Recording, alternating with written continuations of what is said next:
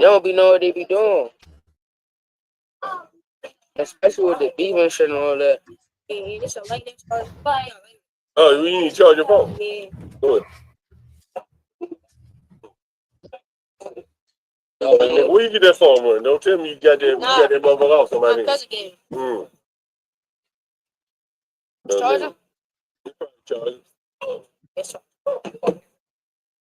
The thing is, I'm probably gonna be in college. Y'all little niggas, wild motherfucker. What the fuck y'all? It's 9 o'clock. Yeah. How old that little boy right there? We usually be outside. Longer than that. How old that little boy? 6. 6 years old? That little nigga 6 years old? About to take him out. And then what y'all gonna be doing tonight? I'm gonna still be outside, but I'm probably gonna take him down to Savannah. Take him in the house. You gonna take that nigga all the way southeast? And then come all the way back up here? Yeah. Nigga, you gonna be out there by 12 o'clock tonight. Wow. It don't take that long though. Where we gotta go, don't take that long though. We taking the train. I know y'all niggas be hopping the train. Y'all ain't paying for that shit. Nah, you be having a I mean, it's no need to pay. They don't do nothing if you don't pay. They don't do shit. They're right. It's not really no need to pay for it. Nigga, I can't remember the last time I paid for that motherfucker. Yeah, I don't. I be jumping the gate or I be pulling it or going to the side. Nigga, I know y'all little Wayne nigga be scaring the shit out of these white folks out here. These motherfucking hoods and shit on wild out. Hell yeah. We be smoking in public, they be looking like. Yeah, they be like, come on, y'all, let's do it. You make that move the crowd, yes, bro. Look, you make your wife gonna move the crowd, nigga. They be smoking, they be looking at it like we like human. Move the crowd. Alright. You where? They say you about to go meet her. Ain't she with her father? No. She not with her father no more? I gotta wait here. He said he lives some blocks away. He taking a little long. Yeah, you know what's y'all little niggas smoke weed? I know your ass smoke weed. Yes, but I be getting a smoke. Where y'all be getting good weed from? Y'all go to the dispensary? Go down to them. Y'all go to the dispensary or what? No, I go to my man. I got dealers. I go to my man's down to the avenue. What the fuck you be getting money from to buy weed? Hey, let y'all little niggas. Now I ain't gonna say you. Don't say you. Y'all little young niggas, not the young niggas your age robbery. Yeah, a lot. How easy is it for a young nigga to get a gun? Like King Von, sometimes it's crazy. It's just 300. What would you do if you need to get a gun tonight? In the word for King Von, he said, if I had some money, get a kidney. Yeah, if I had, get a kidney on Bright down DC Street, you get a gun. Nah, but no, up here, DC is easiest. That's what I know. I get that joke by the night. Especially you got them. Yeah, I got the money. I'll get one by the night. Hey, my nigga. You gotta have it. Like, you can't just be like, you can't have a dog. Like, you can't be showing dog but not having it. You know? Yeah, the people can't be moving no gun outside. Close me out. Yeah, thank you. Yeah. Oh, I'm pretty cash. All right. My name Cash Money. Make your life easy. $20. Yeah, get some food from my little brother. Y'all gonna get some food from where? Where y'all gonna get some food from? McDonald's. Y'all gonna eat it? Why don't y'all niggas go there and get some of that pizza from they spotted there on the corner on Florida Avenue? Like 20. You want $20? Yeah, bro. We licking right now. Y'all niggas got money. Bro, we don't.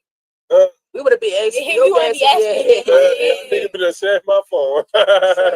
How much y'all need, my man? Hey, 20, man. Y'all niggas don't rob nobody. How much y'all need? I ain't. What's your man, look me up, man. Yeah, what's your stuff, bro?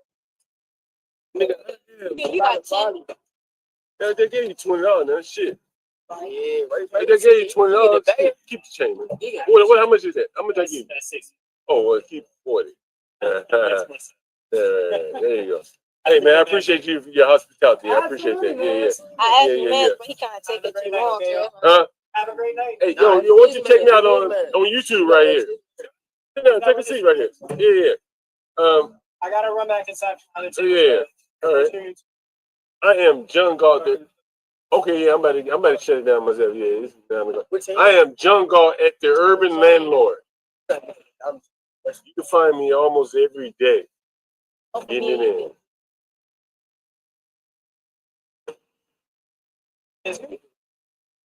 Yeah, that is me. Hit subscribe there right there. You catch me on. I'm a landlord here in Washington, D.C., man. Yeah, I have a lot of landlord stories here. Some real good shit. Real good shit. Yeah. But he's kind of taking. Indeed, my man. Thank you. He's taking a little long. Sorry, those are the Mario. No, Mario always. When he get money, he don't be trying to. He got robbing. Y'all little niggas. What y'all grades like in school? Every time I move my new school, I get straight A's. I do all my work too. What school you go to? I go to Johnson Hayden Middle School. Where is that at? That's at Southeast. Where? You go to Congress. You go to Congress Heights, and then it's like 2 minutes away from the station. Oh, it's on Alabama. No, is it? No, it's like more. Yeah, actually, it's on Alabama. Yeah, nigga, I know what it is. Yeah, nigga, I live around there. Oh, you do? Y'all little nigga might be to rob one of my Airbnb guests, nigga. Hey, you be robbing people over there? Y'all little nigga be robbing people. The Airbnb guests, we can rob this shit over there, bro. It's too many police down there. Too many freak people getting active down there, so they police. If we want to get active, we probably can go to uptown. You said you love Alabama? That's what I live Alabama, yeah. You live close to me. Yeah, you live close to me. Congress Park. in the hood, nigga. Shit, all You day. live up Congress Park or Circle. Close by that shit. I live in Circle. So he live like shit. He live basically beside me, kind of. No. Like you go like 2-3 blocks down. You live beside a barbershop like that? Yeah. You live beside like that. You live right beside Giant. No, that's where he lives at. Yeah. What y'all little niggas done went? Oh, they went to meet up and come back. They about to come back. With some business. What y'all doing? We waiting on Buddy to come back. Where that ankle bracelet at? Put it back on my leg. Put it back on my leg. Put it back on. But police come right there. They be trapping. They try to arrest you. Yeah. Coming out. Y'all little niggas, boy. We waiting on the dude who was interviewed before us. We waiting on him to. He said he got some money for us, so we could. Them some stuff. Yeah. Y'all niggas ain't got no food at home? We do, but we ain't really trying to wait. Yeah. Nigga, y'all need to go to the street and get some of that good ass pizza, boy. He say my birthday gigging. My mother we won't be eating all like that. Mother be on strict shit, on diet shit. Brother, don't be trying to eat that shit. So we be gigging to eat something outside. So I be like, and I promise you today I'm gonna do shit. You got a phone with it? Yeah, on YouTube. I don't got no service right now. Okay, so let me see the charge. You got a hotspot? Yeah, I got one. Oh, can I get some hotspot? Niggas a hotspot right here, fucking bus stop. Oh yeah. Oh, it is. Phone's got Wi-Fi. Yeah, Wi-Fi.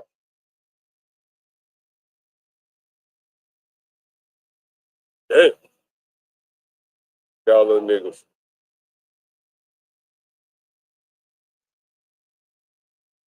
Bus boy the phone. Password. Nigga, you gotta log on through the goddamn whatever the fuck. It's a bus stop Wi-Fi though around this motherfucker though. Oh, never mind. It worked. Got YouTube on it.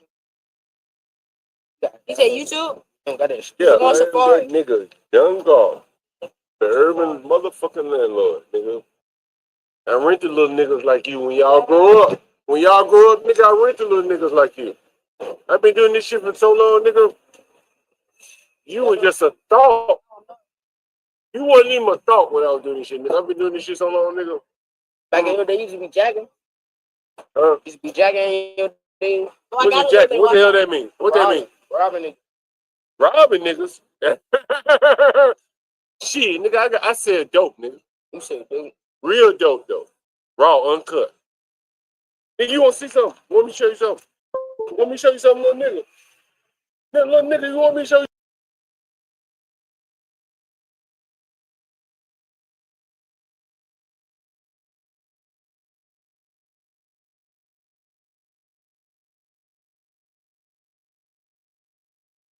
I may have backed it up a little bit too far and didn't cover it. Well, not far enough. But at one point, they talked about the Lululemon robberies here in D.C.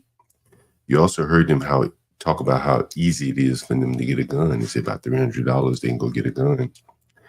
But they also mentioned the Lululemon robberies, how they take them to school and sell the the yoga pants, and you see here Lululemon. Hell, I even had one of my tenants calling and talking about the blacks looting downtown, looting DC.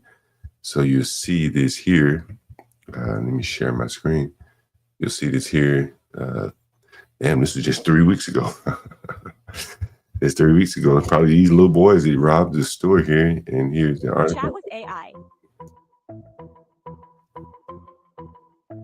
Get AI. News tonight, a flash mob robbery in the district caught on camera. A group of suspects swarmed the Lululemon in Georgetown, stealing hundreds of dollars worth of clothes. Fox 5 Shamari Stone is in Georgetown with the details. Tonight, some people who live and work in Georgetown tell me that they are sick and tired of retail theft, thieves targeting businesses like this one right here, the Lululemon on the 3200 block of M Street Northwest. I reported about retail. Folks, Hillary Clinton lives around the corner from here. This is a very, very, very, very affluent area. Very affluent. Retail theft here last year, and it looks like thieves have struck again. Let's take a look at the surveillance video. Monday, March 24th, around 10:45 in the morning, capturing nearly a dozen suspects. You look like the fucking little boys I was just talking to. They look like the little boys I was just talking to. And they told you that they hit the Lululemons. Jesus Christ.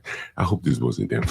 Dressed in dark clothes, some wearing masks, others sunglasses, walking into the athletic apparel store. Moments later, police say several suspects grab hundreds of dollars worth of clothing, filling their backpacks as they run out of the store without paying. A scene all too familiar for some business owners who want DC to crack down on retail theft. Now, thieves have targeted Lululemons throughout the district, and it's gotten so bad that the one on 14th Street Northwest closed last July. Now, with the Rosgirl and I did a live stream from here. The one on 14th Street is the one that is right across the street from the McDonald's where the girl was stabbed over the sweet and sour sauce. 14th Street is a very high-end, I guess you would call it like a restaurant corridor. And so, as you can see here, they looted the Lululemon out of business here. And the one in Georgetown probably is the only one left standing in Northwest DC, and they're now looting that one. This latest retail theft, call DC police if you have any information. If you recognize those suspects that you saw on that surveillance video, call DC police. There's a reward of up to $1,000 for information that leads to an arrest and a conviction. You can also call MPD anonymously. Now, I want to remind you, like, you know, these kids that I was out interviewing that night, I mean, this was, what time was it? It was about, I don't know, maybe 9 o'clock? Maybe 9 o'clock when they were out. Yeah, was it 9 o'clock? Let me see. I want to see, there's something I want to find from that video. Hopefully I can find it.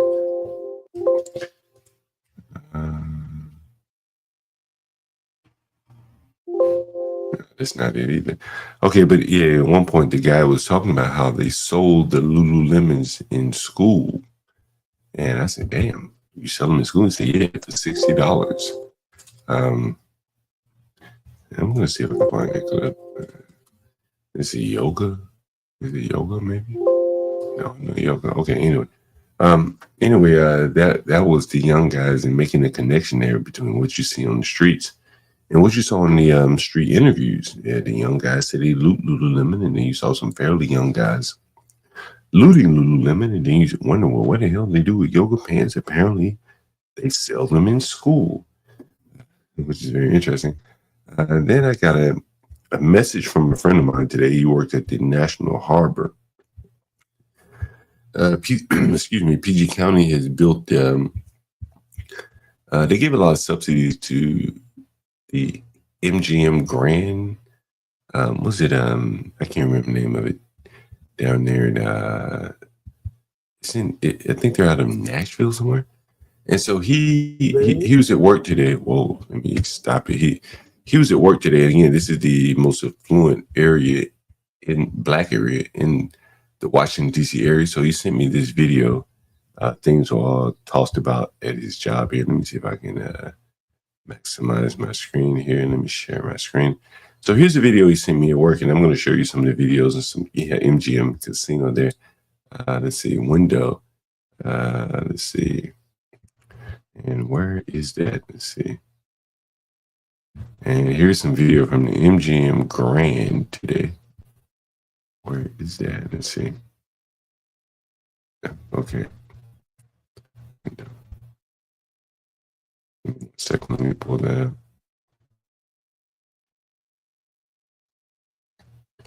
Where the hell is it?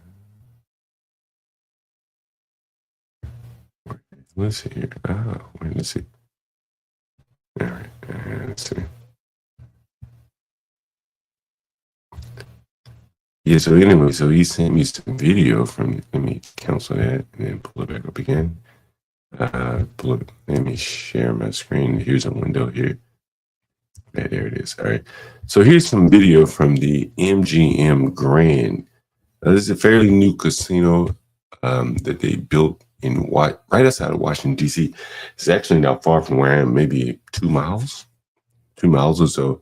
A lot of the conventions are held there. I was talking to him on the phone, actually, when he heard the gunshots. This is the man.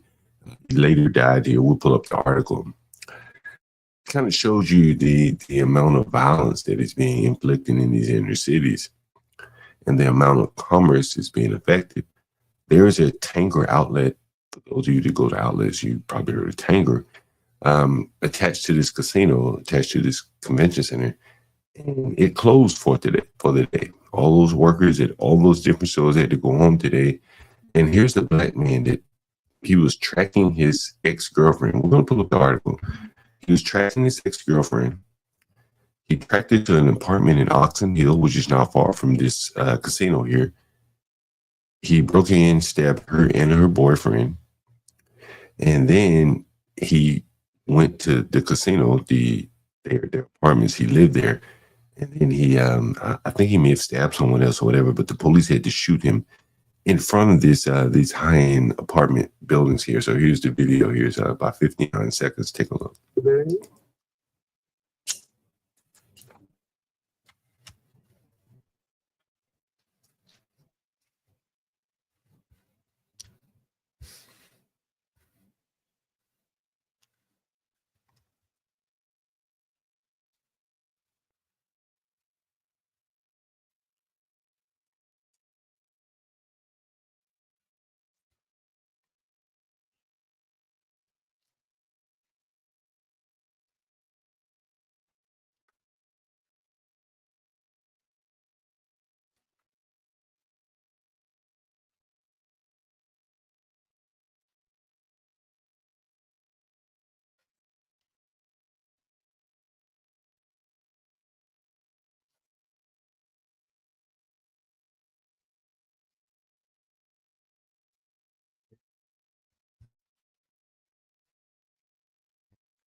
And if I was zooming, you see is the black guy here. And he's and here's another article, more or less just describing what happened here today. And again, like this buddy of mine just sent me this shit. He was at work, and here it is. Here's the explanation behind what actually happened here. Share that with you, and it's here at 8 o'clock this morning in P County. Let's scroll down. They responded to a stabbing in 8300 block of Indian Head Highway that's directly behind me here. Officers discovered a man and a woman with critical stab wounds. Before fleeing the scene, the suspect also set the motherfucking apartment on fire. Burnt their ass out. He burnt their ass out. The stabbing was domestic related, and the suspect was known to the victims. The suspect lives in National Harbor, which is where he was killed, and the vehicle to get away from the apartment to the area. At about 10 a.m., officers responded to National Harbor and encountered the suspect involved in the stabbing. The suspect moved toward an officer, and that is when the officer shot the guy. They discharged a duty weapon. Now, there were all kind of conventions. People lived there. And this all happened early in the morning when people getting ready to go to their conventions. And this is what occurred there. So this is a buddy of mine sent me this. He said, "Yo, you should cover this. Yo, they had to shut down the entire outlets." And he said a woman came up to him and said, "Is this area safe? I see all these young blacks with well, she didn't say young blacks. She said, I see all these people with masks on." And he said, "Yeah, of course it's safe, but you know, you can't be honest, right?" And last night, you know, I talked about SC Stanley in August here. I covered the lawyer, what was his name? The Corbett guy who's making this big case for Carmelo Anthony. And when I read up on his background, I was actually disappointed to see his website being so, you know, it was primitive to say the least. Yeah, Austin Corbett. This is one of the lawyers. What is it? Was it Stanley? What's the name of those lawyers? The Defiant lawyers. And these are the people that were representing or making a case for Carmelo Anthony. And last night I showed you a clip from the guy couldn't even get a website up and running. And here the guys are right here. And so Stanley was showing the video of these people. I'm like, damn, like, haven't you seen at least one black incompetent lawyer on my channel renting a room for me? Is this? Oh no, it's not a new one. What will it take for blacks to learn we must show up? Show up for what? Dallas attorney. Oh, is this new?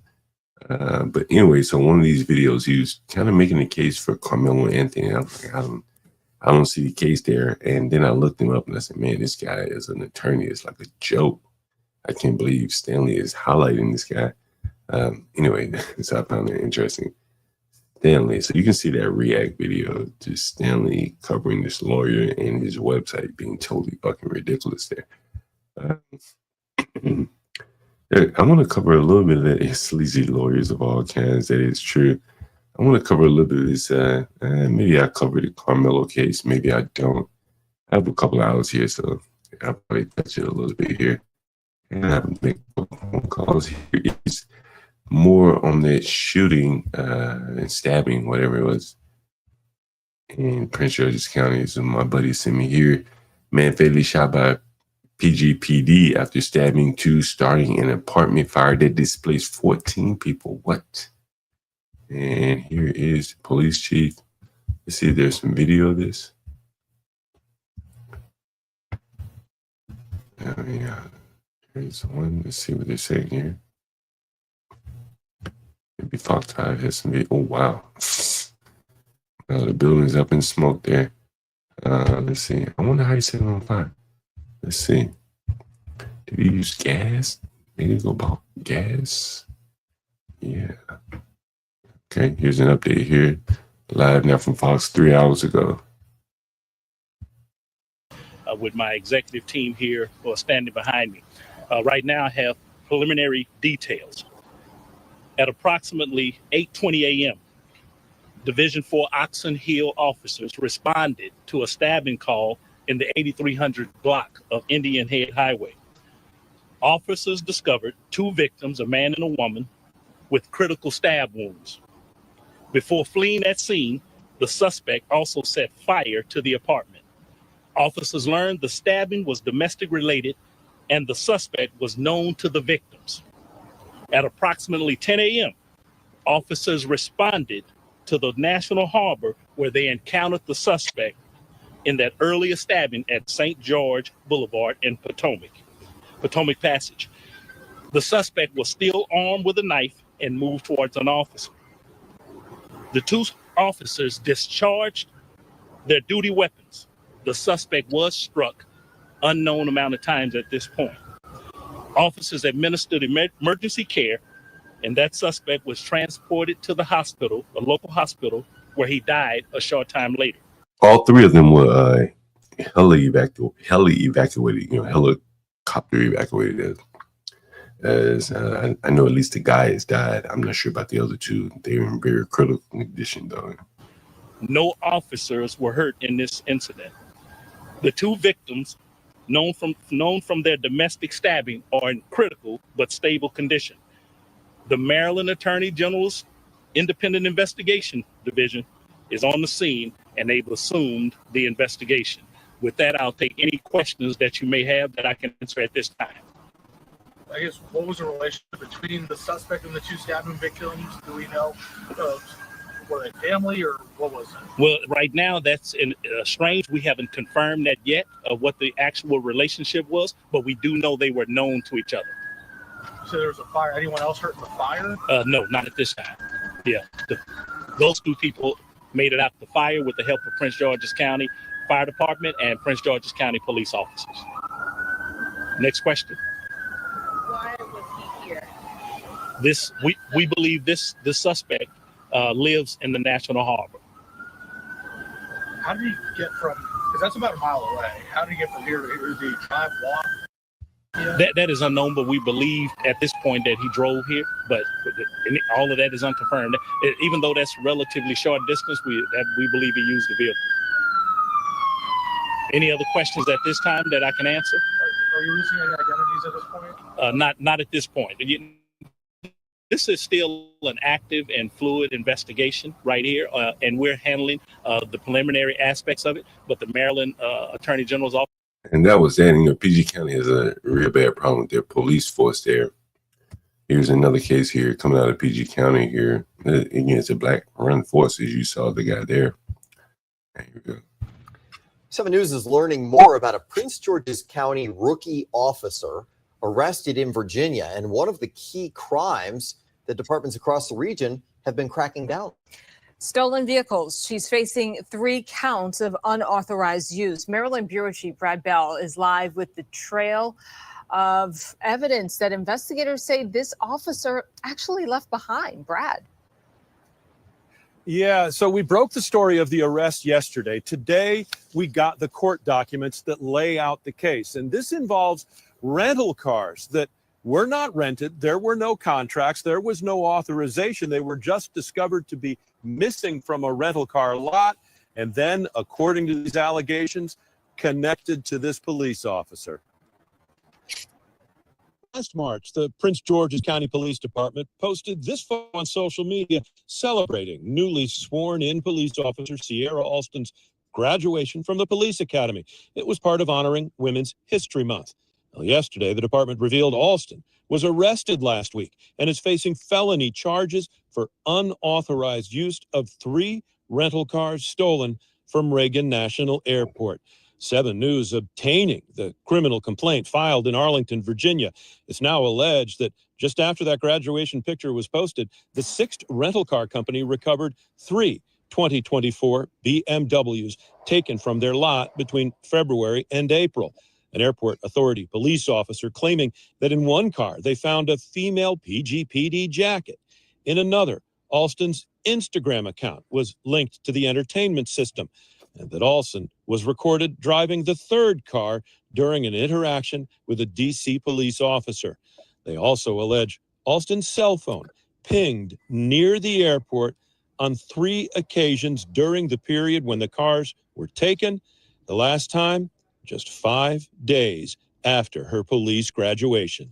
We have asked the police department a series of questions about Alston's background check, if she is still in a new hire probationary period, if she'll now be fired, and was she suspended when PGPD learned of the stolen cars back in July. Yeah, and just a short time ago, we learned that the police department here is not yet ready to answer our questions. We're going to keep posing them and stay on them until we find out exactly how this case has been handled. This officer, was she on the street the entire time, even after police learned that she was a suspect of these cars? Prince George's County Police Headquarters, Brad Bell, 7 News. Fucking amazing, a damn woman out here still. Video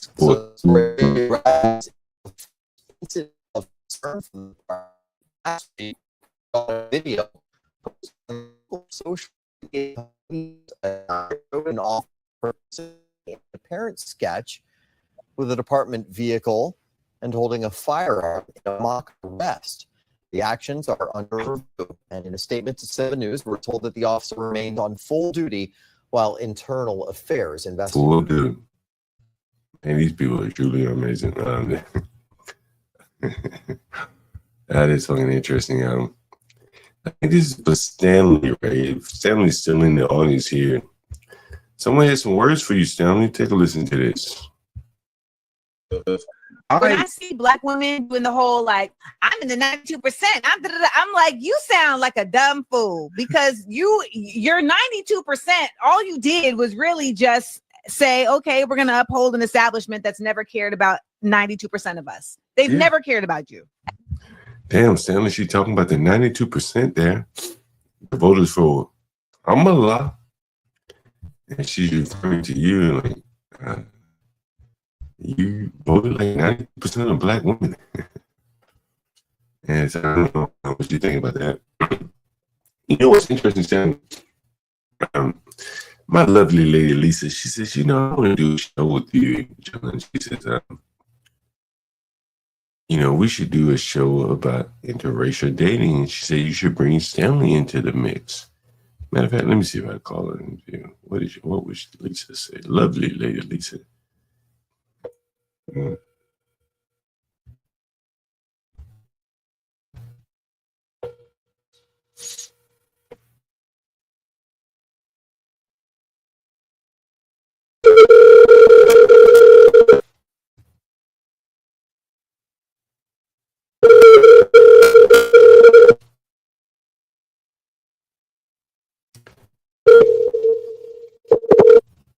Call has been forwarded to voicemail.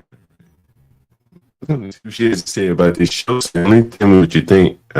Here's another. I need to make a couple calls here. Give me 1 second here. Here's another call. Yo, let me know how the volume is here. I've been adjusting, updating this shit all the time. Oh, did I catch you at a bad time? No. Oh, I can hardly hear you though. It's a lot of background noise. Yeah,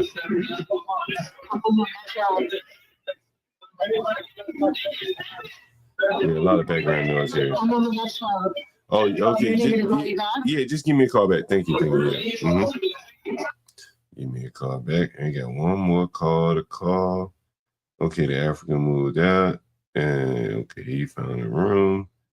Someone else. Who is this?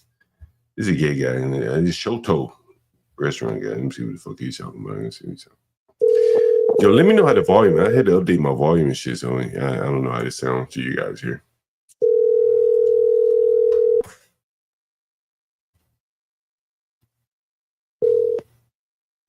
Hello. Hey, what's up, man? How's it going? Fine.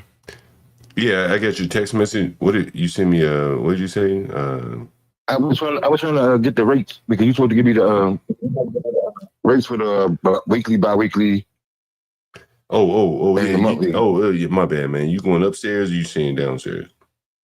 Can I get it for both of them to see what it is? Okay, cool. All right. Give me 5 minutes. I'll call you right back. All right, thank you for it. All right, well, we're going to play a game here. What should we charge a nigga? Shoto nigga. Nigga say you work at Shoto. Let me see if I can find this shit. Nigga can't give me no discount, so there is that. Shoto DC. Oh, okay, all right. Is this the restaurant? Yeah. Say you work at Shoto DC, and this is it right here. Shoto, he says he's a suit or was saucier. Yeah, this shit is nice. Yeah,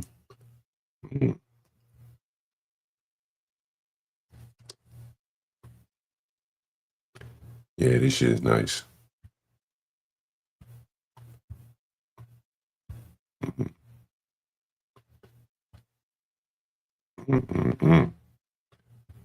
So, all right, guys, what should we charge a nigga?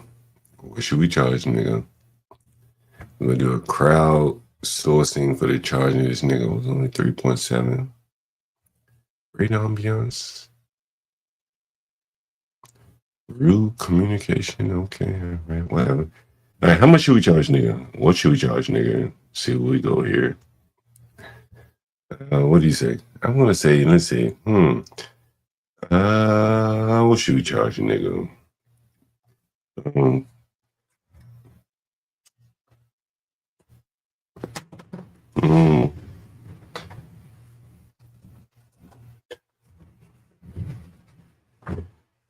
guys help me out here. What should we charge, nigga? I'm thinking.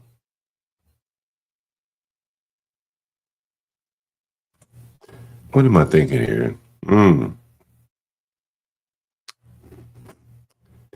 How much money does John Galt want today? Well, he's probably gonna pay on Tuesday when he gets paid. Let's see.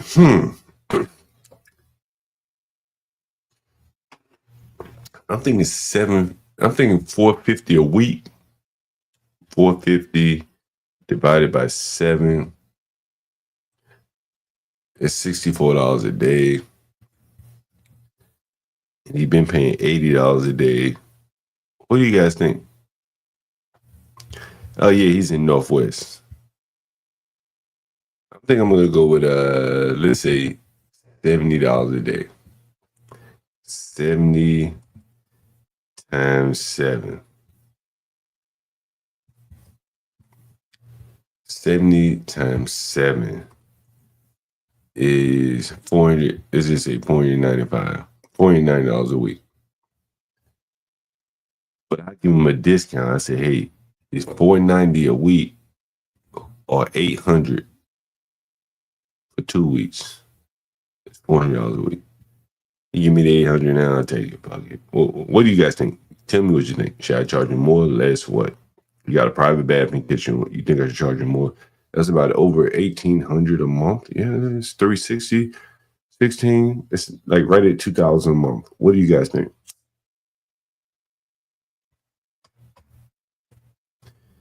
You got to get back to me, guys, because I need you to let me know before I call the guy.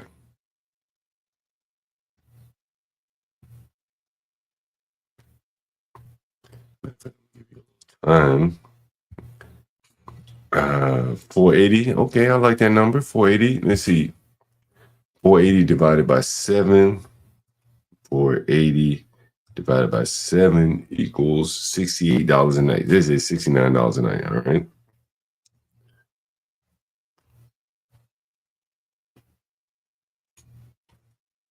Anybody think we should go higher than that? Give me 1 second. I'll be right back.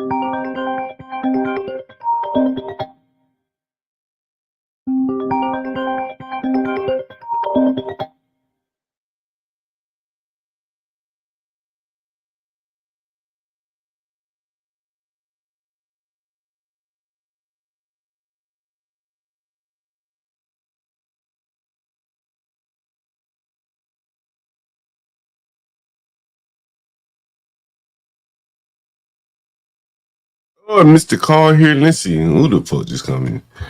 Oh, my lovely lady Lisa. All right, let's see what you're saying. Lisa, we're going to tell us about the show. I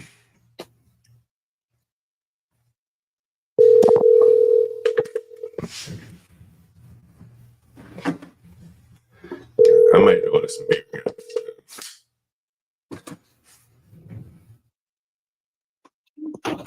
Hey. My lovely lady Lisa. You know that's how I introduce you on the show. You know you're on the show, right? No, I was just gonna say. I think you butt dialed me earlier. Yeah, I called you. I called you intentionally. That was intentional. Really? But you could say hello and you didn't say anything. It may have been the internet or something like that. Hey, you had a suggestion for a show. Sure? You had a suggestion for a show. Yeah, I was gonna let you introduce it to the audience. If you mind, you said something about interracial dating. What do you think? Yeah, so it was based on a conversation we were having about. I'm not even sure. Oh, I know why it came up because we were talking about the podcast your show had with her brother, and I should put that picture of you up with that leather dress. Should I put that picture up with you with that leather dress so that people know who they're looking at? No. And I was telling you because you called me when I was listening to the podcast. Mm-hmm. And then you started ranting about Michelle's brother dating a white woman. Oh, yeah. Mm-hmm. I think that's where that's how the conversation started. And so then I started thinking about a conversation you had told me previously. I thought about this after we spoke, but a conversation previously about your friend Philippe, who dates outside of his race. He's a black man. Dates outside of his race because he's had trouble, I guess, but dating black women. Or just doesn't work out, or they don't like him. I can't remember the exact details. Yeah. And so I said it might be interesting to kind of hear other people's perspective as well who date outside the race. I have nothing against it. I just want to say that. Because your girlfriend, the one that you were telling me about, she's a fairly attractive woman, not as attractive as you, but she's all right. And she's dating. She's married to. Is he a white guy? Is he a white guy? Yes. Okay, he's a white guy. Right? He's white. He's white. And you said she had a problem dating black men or something to that effect. Is that right? Yeah. Correct. So she envisioned herself marrying a black man, and she dated black men, but it just never worked out. Like she just felt, and like you said, she's an attractive girl, so she attracts men. She never had that issue, but she just felt like they were all playing games. They weren't serious. And then she meets this white guy, not thinking things would work out. She wasn't even attracted to him initially. Is she a pro-black sister? Is she one of them coldest whatever types of sister soldiers? She's not like that. I mean, she recognizes that she's light skinned. She's light skinned. Definitely. Yeah. Okay. You've seen her. Yeah. She's light skinned. Yeah. Because I think I've never met her dad. She's never talked about him, but I suspect either her dad is light skinned or he's not black. Let me ask you this: do you think she could have met a white man if she was dark skinned? Yes, because there's dark skinned black women who date white men. Okay. Fair enough. I was just curious. And so she meets this white guy, and which is very intentional about dating her. It's just different than what she had dealt with before. As a matter of fact, they got engaged. They started dating in December, and then I think it was March. He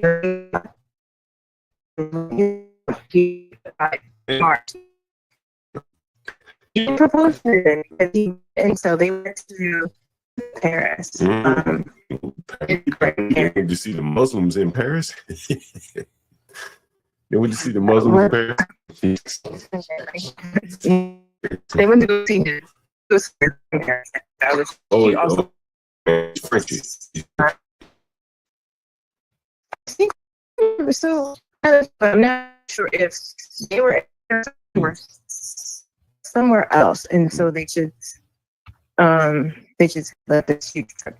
I can't remember the exact details, but either way, I don't think he proposed to her. So he bought the ring, I think, in March. I don't think he proposed until maybe June. So it was in July, I think. Hey, did you hear what happened at the National Harbor today? I don't have a long time to talk. So. Did you hear what happened at the National Harbor today? No. A man killed or stabbed 2 women, and then he went out to the National Harbor and got himself killed by police. So they shut down the whole. They shut down the entire Tanger outlet and all that. Oh, no, I didn't hear that. And my buddy called me. He writes tickets out there. And that's they're all blocked off out there because of that. Yeah.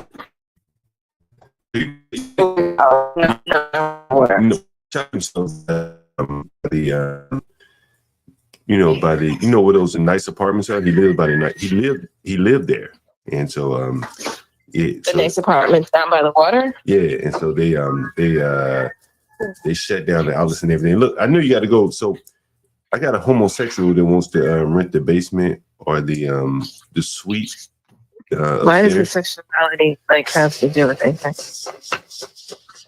I knew you were gonna say that shit. You're a black homosexual. You know these black homosexuals. You know we It's irrelevant. Not relevant. A black homosexual. You know they different. So I think we doing an audience panel here on what we're gonna charge this homosexual. He worked at Shoto. You remember we went to Dolphins? Didn't we go to Dolphins? Or was that me and Ebony went to Dolphins? We went to Dolphins, right? That's on 15th. Yeah, on 15th, right? You went, and then I think all of us went. I didn't like it. Yeah, that's right. You like Dolphins. I wanted to eat. But wait a minute. I thought you were going to talk to the stripper girl about moving down there. No, I'm talking. This is in Northwest. Stripper girl. She goes in Southeast. She cool with Southeast. Okay, sorry. I thought you talked about Southeast. You know, Lisa. Somebody was talking about you. Stanley was saying. He said, "What kind of fucking woman?" Wait, are you gonna finish? Are you gonna finish? I'm jumping from that shit. Oh, well, how much should I charge nigga? Like, we're gonna try to do. We're gonna charge a nigga homosexual price. What should we charge a homosexual? That's not a thing. How much should we charge him on average at night? No, there's no price for that. No extra price for that. But anyway, that's actually illegal. So I was gonna say to you, so what was I about to say? What was I about to say? I said homosexual. Oh, Stanley, he says, what kind of fucking woman could deal with that nigga? John God, that nigga, he a nigga. I'm gonna do the same thing. Is that what I say? This ain't the thing what I prayed for. He said that nigga. He said, boy, I mean, he talked about me like a dog. He said, what kind of nigga? That's the same.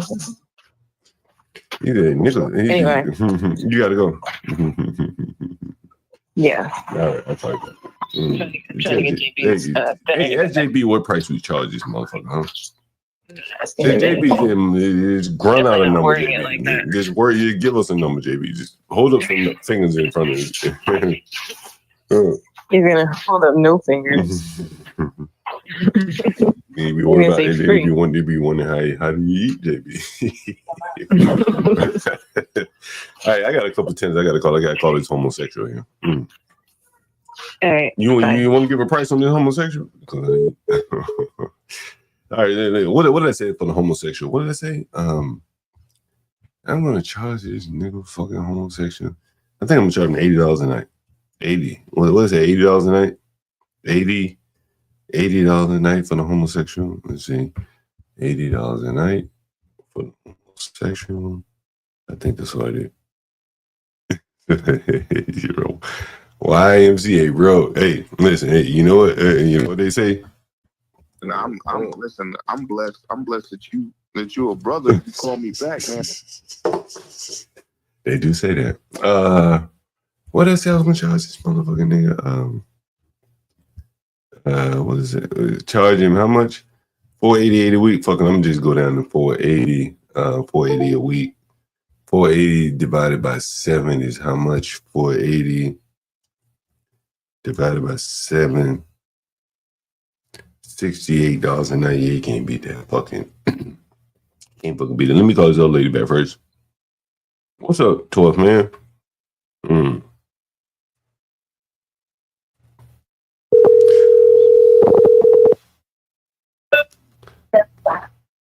Hey, yeah, it sounds like you're still on the metro. I catch you at a bad time. I can hear you. Oh, okay, good. Yeah, you're in room 6, right? I'm not in your room. I asked for my money back and you never sent it to me. Who is this? This is Mia. You're not in room 6? I have never been there and you know that. Oh, okay. All right. You never. Bitch, ain't no refunds. Ho. The fuck you talking about? Bitch, ain't no refund. I did wrong, bitch. Who the fuck am I looking for? Bitch, this ain't no motherfucking, ain't no refunds, bitch. Are you crazy? Who the fuck am I trying to call then?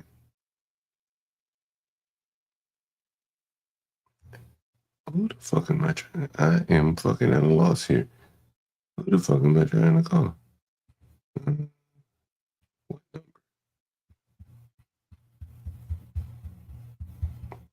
Call me now. Call me now. Okay. All right. Bitch asked me for a refund. What the fuck you don't? If the fuck this ain't no refunds here, move in and you don't.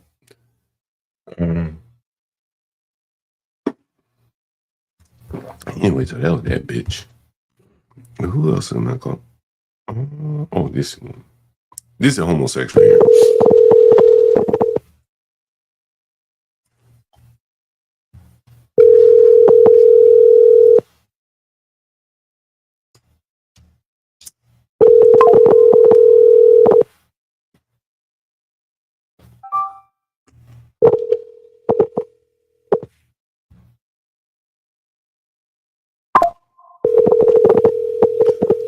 Hmm? 20252. That was a fucking homosexual. Hey, what's up, Solid Snake? Bang to ladies, you can call. Yeah, there is so much you need a fucking refund. What? Don't fucking work like that. I don't give out the deals for free, lady. Yeah. The deal ain't free, baby. It's the way it works here. That's the way it fucking works around here. This nigga gonna tell us about these gunshots here.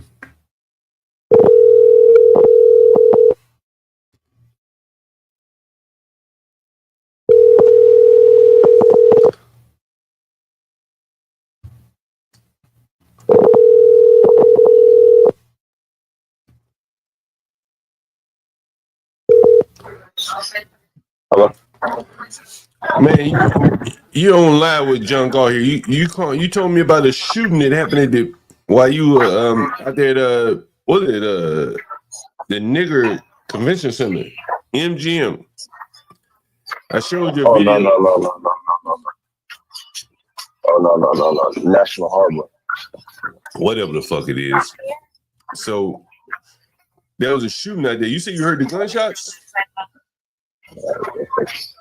Oh, yeah. I heard loud and clear. And that's you've told me over the years that they've tried to nigger proof that area. Is that right? I know you don't like that word, but that's the word we're gonna use here. Is that okay? We don't draw about that. This is your show, man. You're the boss. So they tried to nigger proof that area. Is that correct? Wait, give me. I can just tell you how the area is. You know, they have people cleaning, they have parking enforcement, they have security, they have a police satellite campus. Yeah, they have grounds crew. They clean up the landscaping. Mm-hmm. And yet and still, they still have a lot of crime out there. Is that correct? I can't fully say that. I know. I can't fully say that. It's nice to me. It's nice to me. It's nice to me. But it's nice when you're visiting. I don't know how the homeowners feel. You said a white lady asked you something today. What did that white lady say to you about the black men in the mask? She asked me. She asked a simple question. What she asked? Is this area safe? Is this area safe? Safe from you safe from what? Hey, well, we didn't get into all that, Mr. John Gall. But she said she saw what? She said she saw black men walk around with masks on. Not once. Yeah, just some water and stuff. Yeah, she seen a bunch of not a bunch, I would say, but she seen multiple people with masks. People. And and then she seen Juvenile. So, Juvenile. like, they got they have curfew out here. They have a curfew at the National Harbor. Yeah. They have a curfew there. They have a casino and shit out there, don't they? Yeah, in the broader area. Yeah. Mm-hmm. Is there a casino? Is there a curfew? That's why you said MGM. Yeah, you said MGM. Yeah. MGM, National Harbor, all that area. Yeah. And there's a curfew at a fucking casino? No. Oh, at the convention center. The neighborhood has implemented a curfew. The fucking neighborhood got a curfew. Is that what you're telling me? Yeah, the neighborhood has a curfew. Yeah. Why do you think they have a curfew? To dissuade, to encourage people, the juvenile court, to encourage the juvenile to go indoors after a certain hour. The juveniles. Or to be supervised, or to be supervised after a certain hour. The juveniles. Inside, supervised. Yeah, the juveniles. Yeah. The juveniles. Juveniles to be supervised. Yeah. That's what you call them, juveniles. Well, that's what the sign says, yeah. That's what the sign said, juveniles? Yes, sir. The juveniles the sign says juvenile. After a certain time, they gotta be supervised and indoors. And what do these juveniles typically look like? I don't know. I didn't make the sign. I don't know who they talk about or what they talk about. Well, they you work there. Look like younger. Hold on. They look like younger people. Young people. You said they just look like young people. Is that what you said? Yeah, they look like young people. Yeah. Is there a particular? I ain't gonna be too much up for you, John. Go not today. Everybody understands. Hey, give us your 10-second spiel on Carmelo Anthony.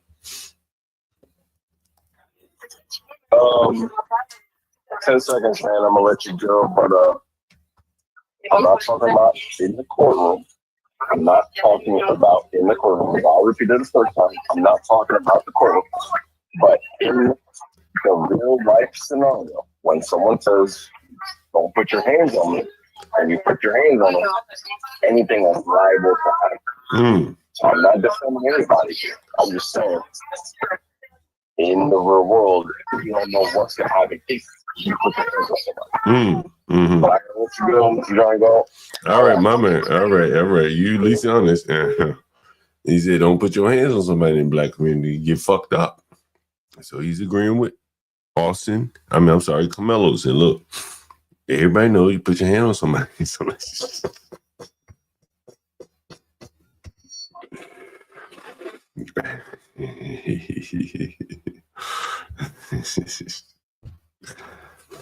You know,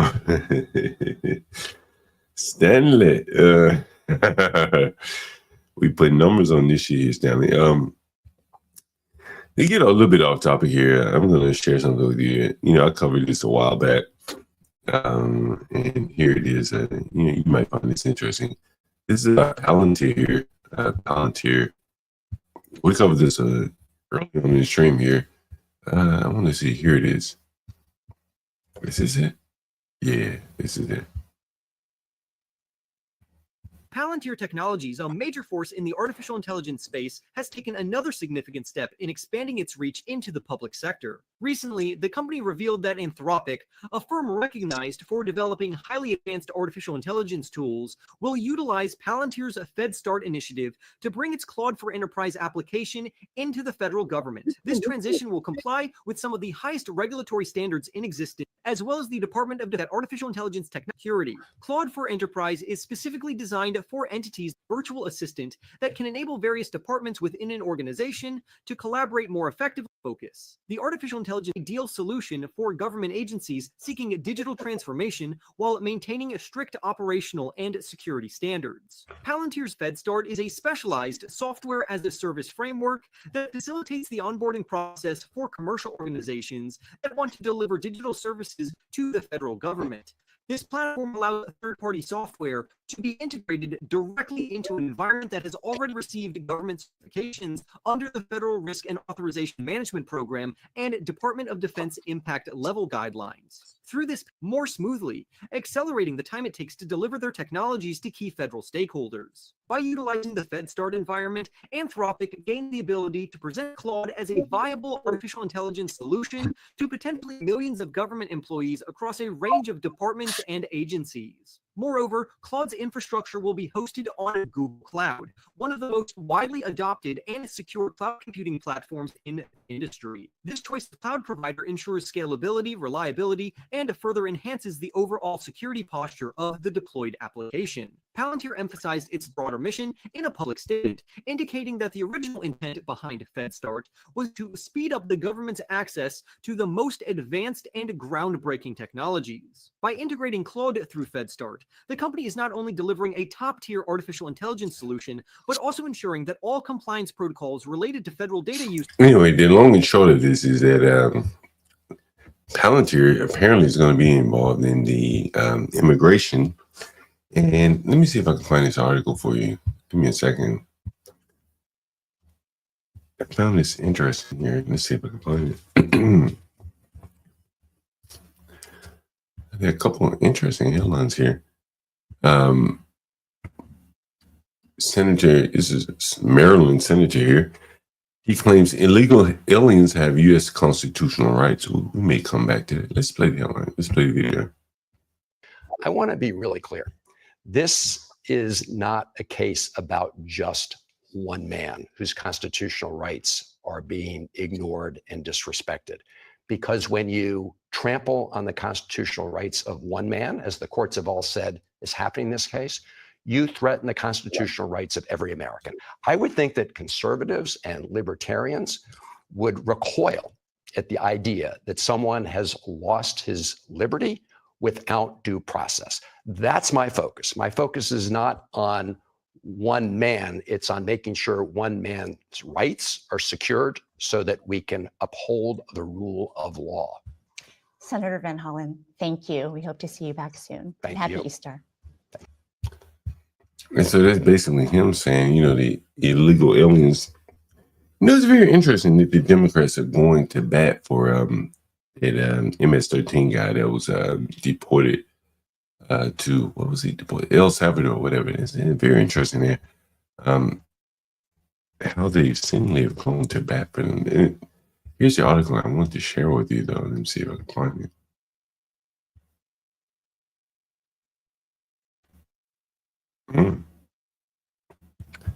Here's another one here. Damn. Lawfare on steroids. This is from the Conservative Treehouse here. Close the ad. And they're saying that SCOTUS orders Trump to stop deporting illegal alien gang members. Interesting. I'm sure there's a video of it. Trump administration has filed a response, though. And it looks like they're telling the Trump. The ACLU ran to the Supreme Court following a response with the Court of Jurisdiction.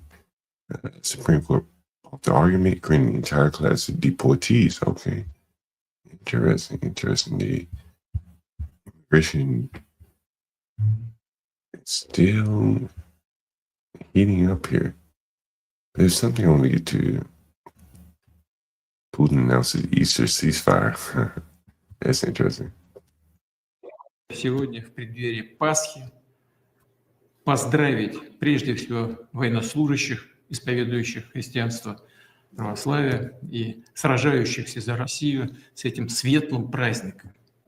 Поздравляю всех у нас в стране и в мире, кто празднует наступающий день, чтит и уважает его. Руководствуясь гуманитарными соображениями, сегодня с 18:00 часов до 00 часов с воскресенья на понедельник российская сторона объявляет пасхальное перемирие. Приказываю на этот период остановить все боевые действия. Исходим из того, что украинская сторона последует нашему примеру. При этом наши войска должны быть готовы к отражению возможных нарушений перемирия и провокаций со стороны противника, любых его агрессивных действий. Мы знаем, киевский режим более 100 раз, как вы мне и докладывали, нарушал договоренности о ненанесении ударов по энергетической инфраструктуре. Поэтому прошу быть крайне внимательными и собранными, быть готовыми к немедленному ответу в полном объеме. Наше решение о пасхальном перемирии покажет, насколько искренней является готовность киевского режима и его желание, да и способность соблюдать. I really can't believe this war is still going on this long, even with Trump in office. I thought it would have slowed down by now. But anyway,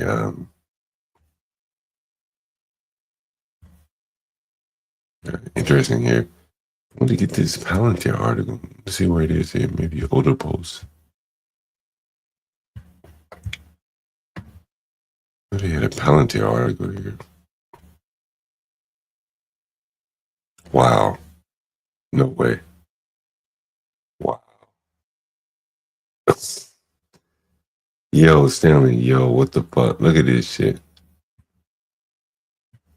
Yo, what the fuck, Stanley?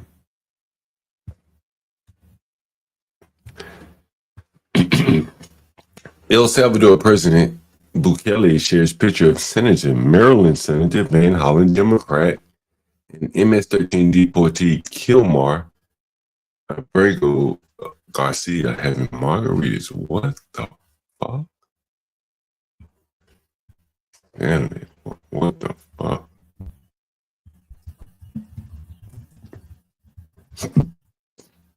It's fucking interesting. It's fucking interesting. Let's see. I want to share this video with you. Oh, yeah. Between a deportation order and a withholding order. Do you gentlemen, the return, guys, do you know the difference between a deportation order and a withholding order? Do you know the difference? Any of you, please. Do you? Well, we're not in the government. But so you didn't spend, you couldn't even spend, I don't mean to fucking interrupt the show here, but guys, I can be here for an hour, 30 minutes, or however long, but please support the channel here. Stanley Crossy's in the chat, raising hell as always. HB2N is one of our panelists. That's his cash app. Portia J, our wonderful, lovely editor, Portia J. You can find her cash app on the banner as well. Did I mention Universal Jones? Get crack for me with the crack streams. Oh, the stop crack screams. How about the streams? How about that? And me and the John Claw here. So please support the channel here. We try to bring you some interesting content. And we're throwing a little curveball today. So anyway, salute. Yeah, what's up, Banta? I don't see you in the audience much, Banta. Or maybe oftentimes I'm in my zone here, and I may not pay attention as much to the audience as I should. I try not to let it distract me here. So if I haven't seen you in a while and you've been here, I'll take a chance to it. But anyway, I want you guys to listen to this here. Take a listen to this now. 72 hours over the weekend, learning the distinction, even though you've been writing and talking about it this whole time. Stephen, we're not going anywhere. On the gold cards. Just raise your hand. Does any of you know the difference between a deportation order and a withholding order? How do you know that he's a member of MS-13? The White House has repeatedly said according to intelligence. According to our government and his government. In other words, his government has confirmed based on their own intelligence that he's a member of MS-13. First of all, do you dispute that he's an illegal alien? What's that? Do you dispute that he's an illegal alien? No. Okay. And do you dispute that as an illegal alien, you have the right to deport him? He went through he went through the legal process. So I want to be very. What I'm getting from this conversation, which is educational for me, is that not one person in the media knows the difference between a deportation order and a withholding order. Is that a fair statement? You're learning about this all for the first time right now? I guess so. Okay. So the deportation order means the judge has said he must be deported from the country. He has no right to remain here any longer. He must be removed from the country. So his only options are to be deported to his home country or another country. That's it. There's no other option. He doesn't get to stay here. He doesn't get to live here. He has no future here. He has no right to be here. He's an illegal alien. So when you keep saying return, because you've been spun up by the open borders advocates, you all seem to be operating under the illusion that he would be able to come to the United States and just continue to live here illegally. That's not an option available to him. His only choices in life are to live in El Salvador or to live in another country. That's it. There's no other option, legally or otherwise, because he came to our country illegally. Do you understand that? Can I ask, as a matter of policy, does the administration believe that immigration judges, because they're under DOJ, that their orders can be overruled by what the administration wants? Is that a general matter of policy? Well, actually, so specifically, is the Attorney General has authority to overrule the immigration courts, and that's actually by statute. Yes. Other questions? Stephen, on the gold card, the president and Secretary Lutnick have suggested they're lining up applicants already. How many people do you expect to be tagged to this program when the president announces it this week, if he actually announces it this week? I'll let Secretary Lutnick provide that update, but I appreciate that. The White House administration is going to report a million undocumented. Much more than that. Much more. Stephen, also of the 10 alleged gang members that Secretary Rubio said were sent to El Salvador over the weekend, what sort of due process did they get as mandated by the Supreme Court? Well, you're talking about the alien enemies? Yes, the alien. So first of all, a number of those are MS-13. So again, those are just standard removals of El Salvadorians to El Salvador. And what evidence did you provide that they were MS-13? Okay, so we need to be confused about this. The illegal aliens from El Salvador, again, get deported to El Salvador. Do you all appreciate that like tens of thousands of El Salvadorians have been deported to El Salvador? You seem to be under the impression that El Salvadorians living in our country illegally just get to stay here. They don't. They get arrested and deported. And the fact they're MS-13 just was an extra priority of our deporting them. But we would deport someone to El Salvador regardless of whether or not they were MS-13 if they were here illegally. That's just an extra, because of the priority on public safety threats, we're emphasizing the removals of gang members, in this case, foreign terrorist organization gang members. But as to your other question, they went through all the due process, as you would call it, that is required by law. So, but I just want to, what I find so mystifying is that I've been talking to you all for a very long time. I legitimately, in my entire, going back years actually, in my entire professional life, I've never received this many questions in the media about an American who's converted by an illegal alien. Like, legitimately never. And all of you who are enjoying your lives and doing quite well, if you had children and you were living near these people, you would move away immediately. You would call the police immediately. You would call us and ask us to make you and your family safer immediately. And you thank your lucky stars every night that you have enough means and enough money not to live in communities where, say, illegal alien pedophiles offend and reoffend and keep reoffending and keep reoffending. There's an expression there, but for the grace of God, go I. The Biden administration apprehended 2 illegal aliens from Venezuela. They were trained air a lot more than 2, so I'm telling you. And they decided they were entitled to an enormous amount of due process. And they didn't feel they had enough evidence to just deport them right away. So they put them on a monitoring system known as supervised release. You're familiar with this case. But a few weeks later, they kidnapped a young girl named Jocelyn Nungri, who was 12 years old at the time. I'm sure you've seen pictures of her. Just the most perfect girl you could possibly imagine. And her mother loved her very much. She was tied up, savagely beaten, stripped naked, tortured to death, murdered. Her body was dumped into a lake. So she didn't get any due process, but I'll tell you who did are the 2 illegal aliens from Venezuela who stole her forever. And there's stories like that all over the country. We just arrested a pedophile illegal alien who's being shielded by a sanctuary city, who's been charged in 20 sex crimes against children. None of you, any of you have had the chance to spend time with victims' families. Children have been raped, their wives have been raped, murdered. But if that doesn't break your heart, nothing will. I know that we have some people.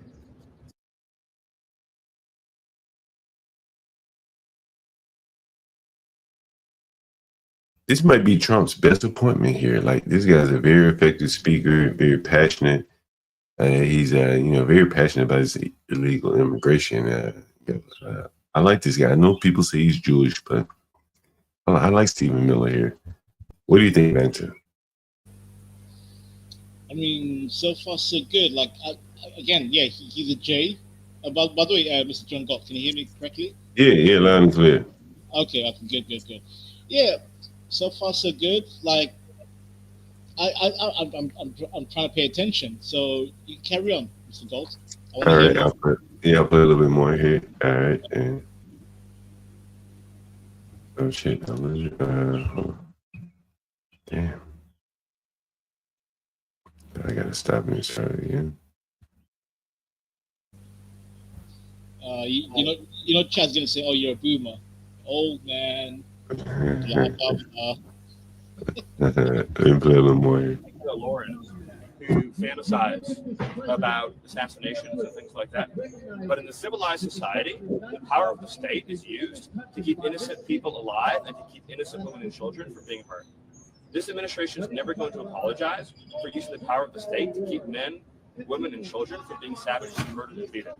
If we release known and suspected MS-13 and trained Iragua, and then there's another Jocelyn Hungary, then whose responsibility is that going to be? You think that we're going to sit around wringing our hands, wondering if, maybe we should, release this person, give them a little bit of extra time, give them a little bit extra chance to plead their case, and then what? They kidnap somebody, they slit their throat, they shoot them in the head, and we say, well, at least the illegal alien got due process. They're here illegally. The only place that they deserve to go is to some country other than our country. And it's not a statistic. These are real lives. These are real families. There's whole neighborhoods in Los Angeles controlled by illegal alien Mexican street gangs. Entire neighborhoods where you have to live in fear because of individuals here illegally engaged in extortion and crime. Not to mention the fentanyl. You have cartels that have functional control over the entire northern territory in Mexico who are pumping fentanyl, lacing our drugs with this chemical. Children are ending up dead. They're going out to a weekend party. They think they're taking something safe, and they get a heart attack and they die by the thousands.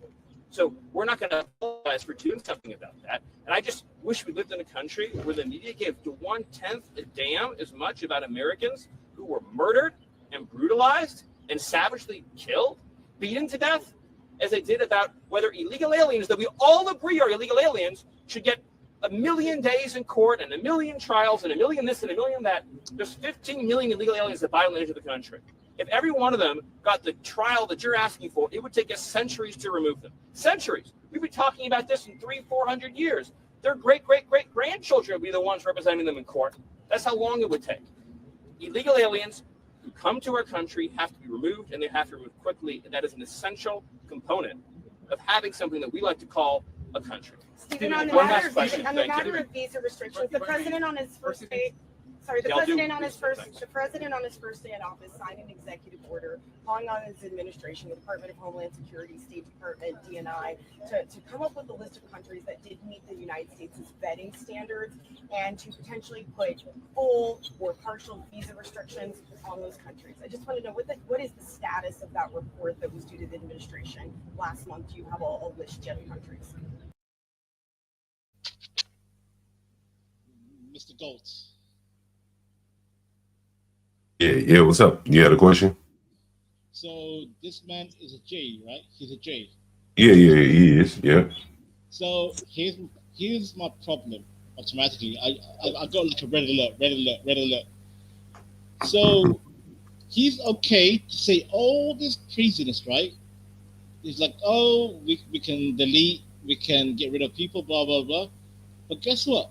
He's a J, because guess what? He has a backup country. Guess what? What is backup country? It's called Israel. He has a backup. No American in America today, Caucasian and black, there is no backup.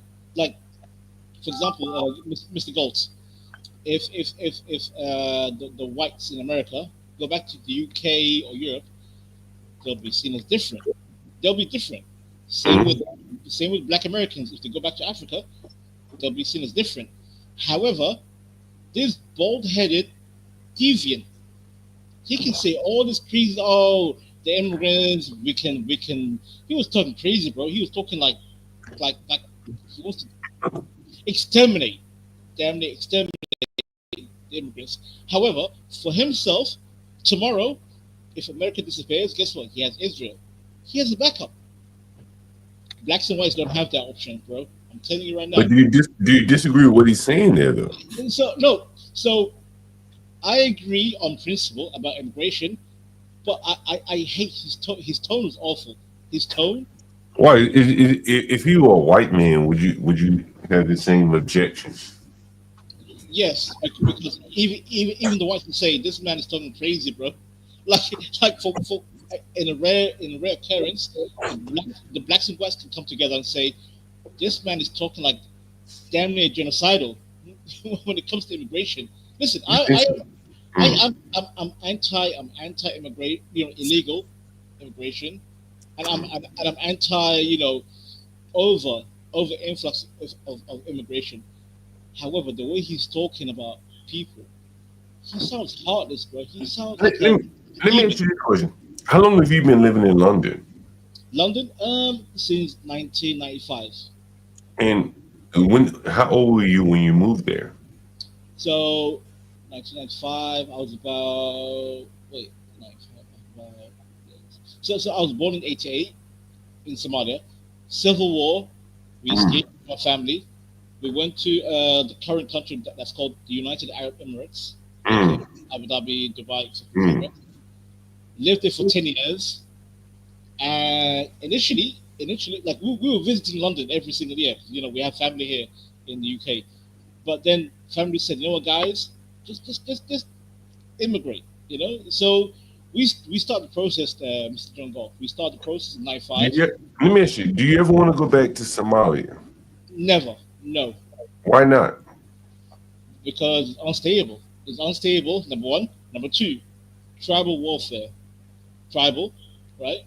So again, I keep telling my fellow African Americans and other people, color means nothing. We can have the same skin color, but it comes to tribe.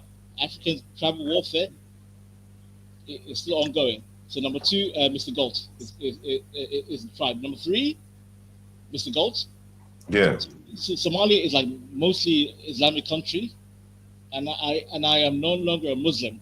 So if I go there and I say, hey guys, I'm not Muslim, guess what's gonna happen to me, John Galt? I'll get killed on sight. Yeah. So what do you think the future holds for Somalia? I mean, so Somalia initially was like one, but then post Civil War we have Somaliland, which is like a de facto unrecognized country, and that's where my people come from right now. Like I'm from Somaliland. The only reason why I say I come from Somalia because Somaliland is not recognized as a nation. Where's Diwali from? Oh, Duali. Oh yeah, DG. I don't know. I really don't know. I want to know. Yeah. Where is he from? Because me and him, we're talking Somali, like in text. I can speak Somali in text. But I never asked, like, I don't know, he could be a southerner, he could be a northerner, like me. So what do you think becomes of Somalia if it's just descends into what, tribal warfare? I mean, you guys have Trump, and Trump promised, he said, in my last term, he said, I will recognize the de facto nation of Somaliland. So we wait. By the way, Mr. Galt, a lot of Somalians vote for Trump in the election because that was the promise. He said, I will recognize Somaliland as an independent state. Oh, he mentioned Somaliland. Really? Yeah, Okay. yeah. And Mr. Galt, America is the world hegemon, the world superpower.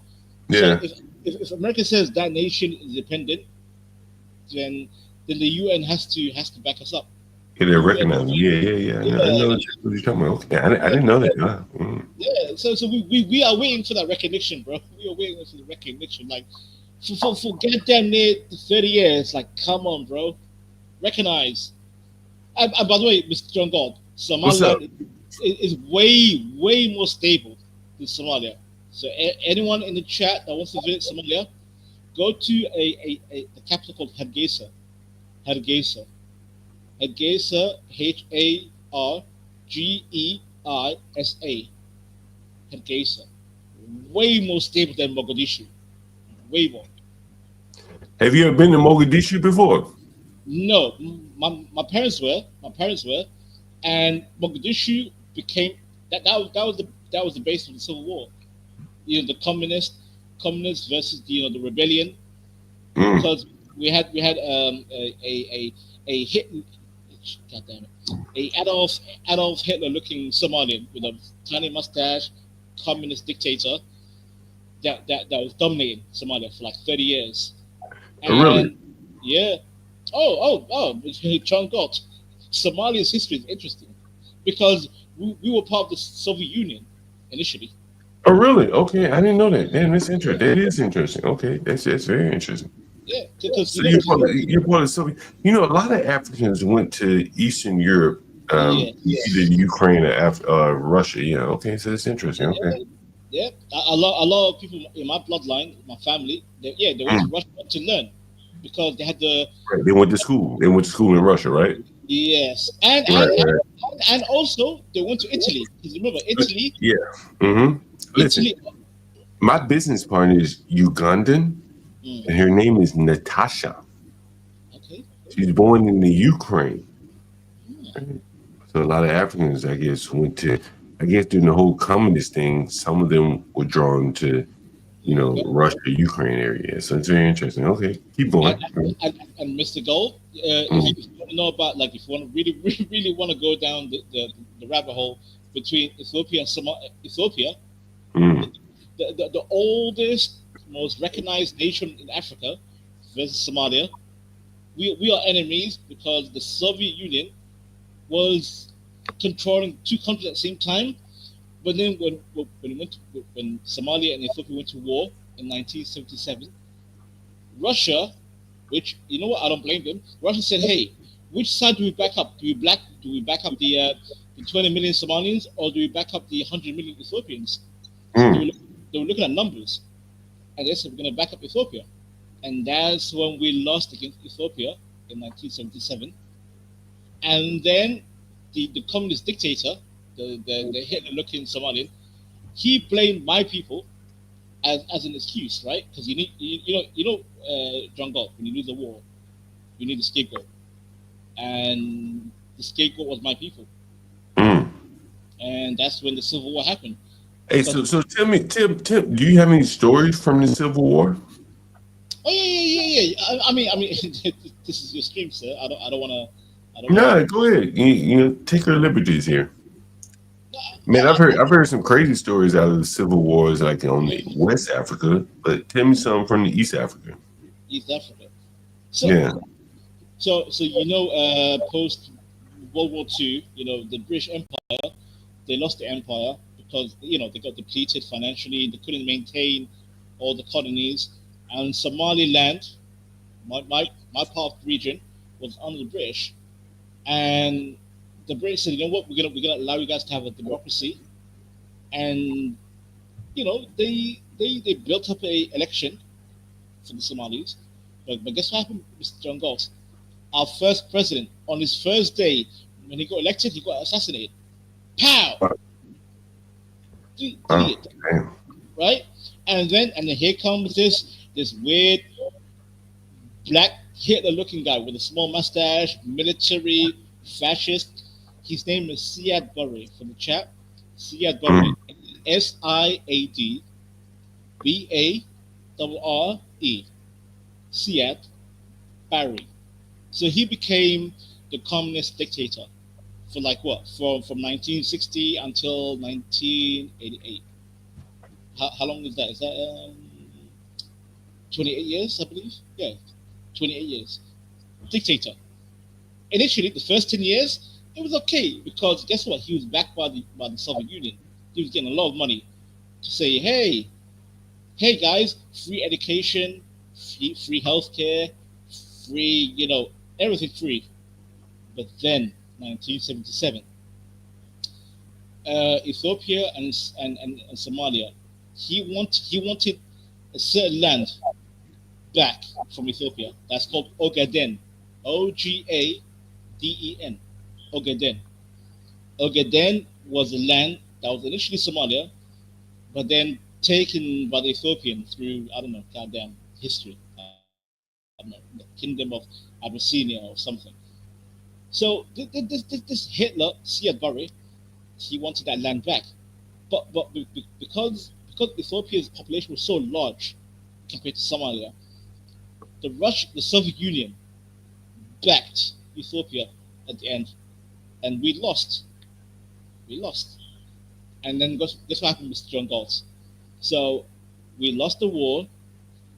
There was no financial benefit from the Soviet Union because Soviet Union went full Ethiopian backup. So he blamed my people, my tribe, because his people was the largest tribe, and he was looking for an enemy. He's like, okay, who can I blame? Who can I blame? Who can I blame? Ah, Vantis people. Vantis people, guys, if you look it up, it's called Isaac. ISAAQ.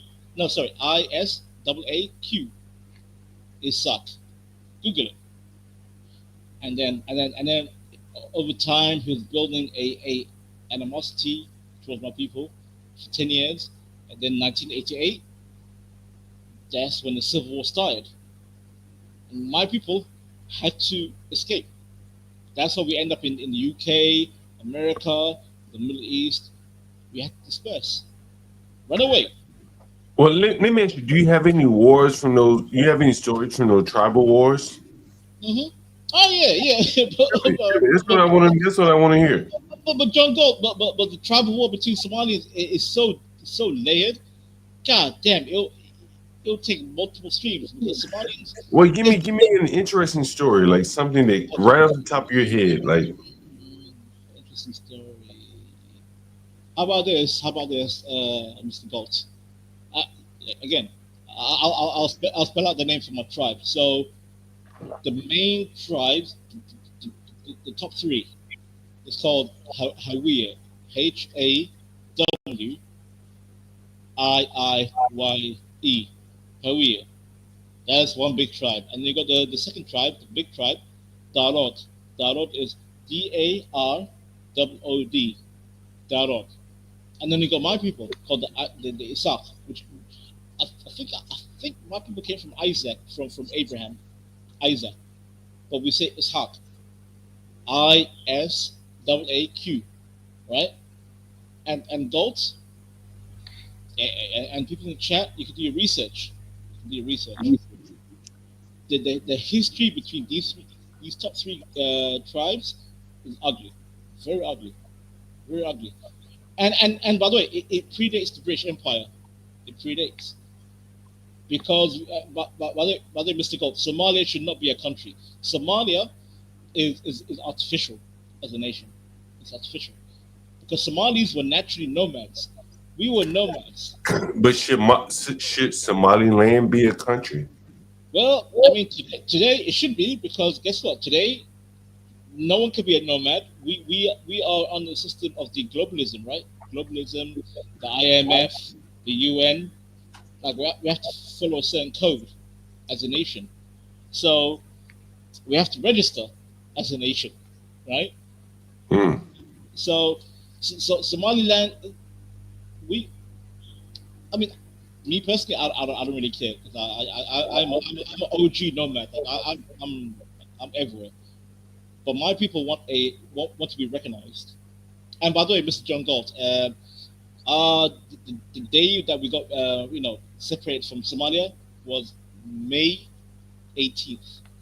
So every year on May 18th is like our Independence Day from Somalia. We're separate. Somaliland, May 18th, Independence Day. We have a celebration, we have concerts, we have a little, conventions, blah, blah, blah, blah. But the moment Trump said, hey, okay, in my second term, I'm going to recognize Somaliland, guess what, Mr. Galt? A lot of Somalis vote for Trump. I love it. Really? Yeah, from Minnesota, in Maine, because most Somalis live in Maine, Minnesota. I believe some live like New York and kind of dispersed. But I'm telling you, Mr. Galt, like the day if Trump says, "Hey, I recognize Somaliland," and then the UN officially makes Somaliland as like a proper nation, I promise you, there'll be another war. There will be another war between Somalia and Somalia, because the main Somalia, because Somalia wants Somalia wants like the whole region to be as one. They don't want to be split. They want one, but we want to be split because we, through history and civil war, we can't stand the South. But what's the difference between you people? Oh, there's a lot. There's a big difference. There's a big difference. Language, way of living, even religion. What language do you speak versus what language do they speak? Okay, so there's a dialect, right? Yeah. Dialect. Yeah. So I speak Somali, but I speak Northern. Even though the communist dictator, he forced my parents to live in the South because he was trying to mix everyone up, right? He's trying to make them as one. But my parents are naturally Northerners. However, they can still speak Southern. It's like Mr. Colt. For example, like imagine Abraham Lincoln forced the Northerners to live in south of America, on the Southern, and then the Southern had to move to the Northern, like New York and all that. Like it's unnatural. It's weird. It's forced. Naturally, if your bloodline came from the North, you should know your Northern language, right? Your dialect. Yo, DG said they are Arabs. We are not. We're the indigenous people. That's a good question. So recently we found out, through excavation and how do I say, artifacts. We found Judaic. What's it? It's YouTube. Mr. Gold, can I say the word J? Yeah, go right ahead. Okay. So we found Judaic. We found Judaic artifacts in northern part of Somalia, right? And again, like I told you, my people they called Isaac, ISAAQ, and that is the Arabic version of saying Isaac, and we know who comes from Isaac. Isaac is Abraham's son, who has the Judaic bloodline, and Mr. Gold, some people say Somalians are way too light compared to other Africans, and that could be the admixture. Oh, really? Okay, I didn't know that. Okay, interesting. Oh, Mr. Gold, I have been on streams where people said, Vanta, we don't believe you're African. I'm like, what do you mean? They said, you don't look African. I'm like, I am African. My mother and father are African. Like, nope, you're too light. Your features are not even African. And I'm starting to think maybe I might have some Judaic or some Semitic, some Middle Eastern blood in me. And Mr. Gold, you should know. You should know your history. East Africa. I'm not talking about the whole Africa. I'm talking about East Africa. Was trading and was actually selling slaves to the Arabs. I've mentioned several times. I've been to Ethiopia before. There you go. Now I wanted to go to that church where you can climb that rope. You know what I'm talking about? Yeah. Easy climb. Yep. Yeah, I wanted to do that shit, man. But I didn't get a chance. I was on my way to Tanzania. That's my favorite East African country. I will say so far. I will say that. Tanzania. Okay. Yeah, Tanzania. However you pronounce it, Tanzania, whatever. What did you find interesting about that country? I want to know. You know what I like? I like the food. You know what else I like? Honestly, I'm playing with my mic and shit over here. So if I'm high or low, let me know. All right. No, you're good. You're so far so good. You know what I like? Honestly, I find that whole Swahili culture very interesting, bro. Yes. That's very interesting to me. How they train the women. I found it very interesting. I don't know enough about it to say I agree or disagree with it, but I did find it that very interesting. It was John. Did you did you enjoy ugali? I mean, is that food? I don't know. But I tell you, the namachua. You know what it is? You know, is it namachua? I think I pronounced it right. You know, East Africa's share the same food, but we have different languages. Even though it's the same dish, right? It's the same cuisine, but we all have different different words for it. So, and by the way, Mr. Gold, my my old neighborhood in London, I had neighbors who were Tanzanian, right? And Tanzanians, we're not enemies, but we found like common understanding, and I love Tanzanian. They're very good people, chill. Yeah, I enjoyed my time there. You know, Yeah. they had a lot of Western companies there. The couple that I was staying with, I know the wife worked at Nike, amazingly enough, and the husband he owned a big farm. And what was interesting, I never forget this. They would plant the grass, like one by one. Are you familiar with what I'm talking about here? No, I'm with you. So the thing is, Mr. Gold, like when Africans work overseas, right? Like if they live in the UK, America, etc., and they get a good job, they send their money back to the homeland because guess what? The pound and the dollar is like times 10 back home, and then they buy land, a large portion of land, and then they build a mansion, agriculture. And Yeah, I've seen that before. Yeah, Yeah, that's what my family did. Yeah. And by the way, people in the chat, like, guess what? Africans, right? So go. People think Africans are poor, they're starving, they're dying. Guess what, chat? Africans are chilling. We are chilling out back home because guess what? We have fathers, mothers, uncles, etc. They send money back. Like let's say £100, £100, £100. It's like damn near 10K over there. Yeah. You live like a king money. Yeah, we've had several Africans calling in here, expressing the same thing. Like, they be living like kings. The amount of money they're able to send back home really allows your own people to live very well. That's very true. But God, there's a drawback. There's a drawback for that. Like let's say you're supporting your family back in Africa. The moment, like it happened with my father. The moment, like my father was like, "Hey, I'm going through a rough patch. I can't send you money." Guess what happened, John Gold? They told my father, if you come back to Somalia, we will kill you on sight.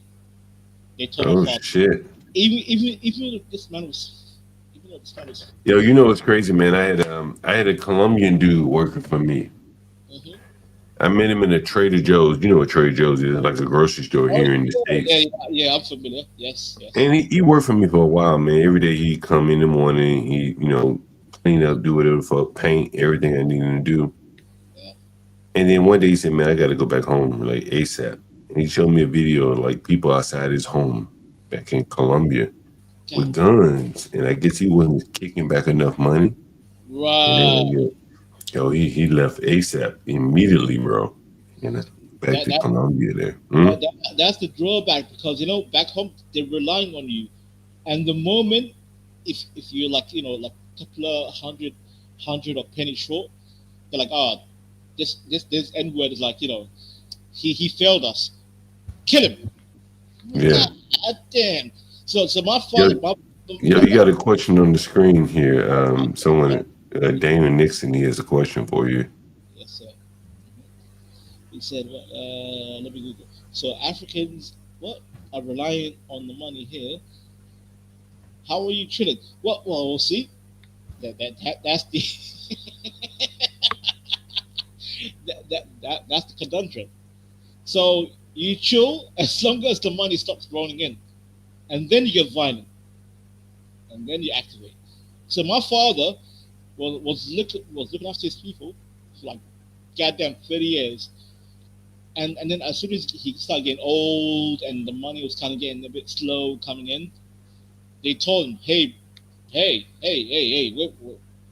where's the monthly payment? He's like, oh, I'm running a bit dry. They're like, yo, if you don't send the regular money, the next time we see you in Somalia, your neck is on the line. And guess what, Mr. Galt? My father never went back. And till this day, he tells me, Fanta, you carry my name. So if you go back home, you will have to take the heat for me. So Mr. Gold, I have to take my father's heat if I go back. You understand? So you just not go back? Do you not go back? That's why I can't go back. I don't want to go back. Wow. Because if my father's neck is on the line, that means my neck is on the line because I'm carrying my father's name. I'm carrying his name. And It's like a blood curse in that sense. Like a right. You inherit your father's debts in that sense. Huh? Mr. Galt, I'll be real with you. That there's a reason why Africans and Black Americans are divided, because Black Americans, do you truly know your ancestor from West Africa, because that's where you came from. No, you. I mean, like, you know, Black Americans. Black Americans came from West Africa, but can you truly find your DNA? Can you truly find your blood root? You can't. You can't. It's too late. It's too divided. However, for me, my father literally physically he literally physically beat me up to learn my bloodline, like to learn my bloodline, physical pain to learn. He's like, yeah, Venter, okay, you're Venter, I'm your father, you know, son of a son, all the way going back to like damn near 1,000 years back, yeah, like 100 centuries. So GOAT, Mr. GOAT, there's a reason why African Americans are divided, because Africans know their history. African Americans, your history is slavery. But do you know your bloodline through slavery?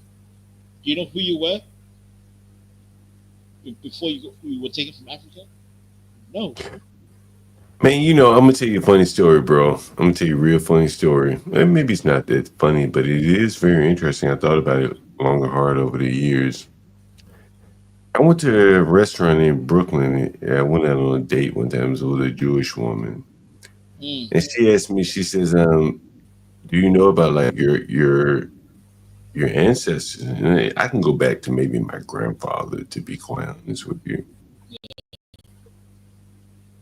And then she went all the way back. She went all the way back, you know, Adolf Hitler type shit, back to like.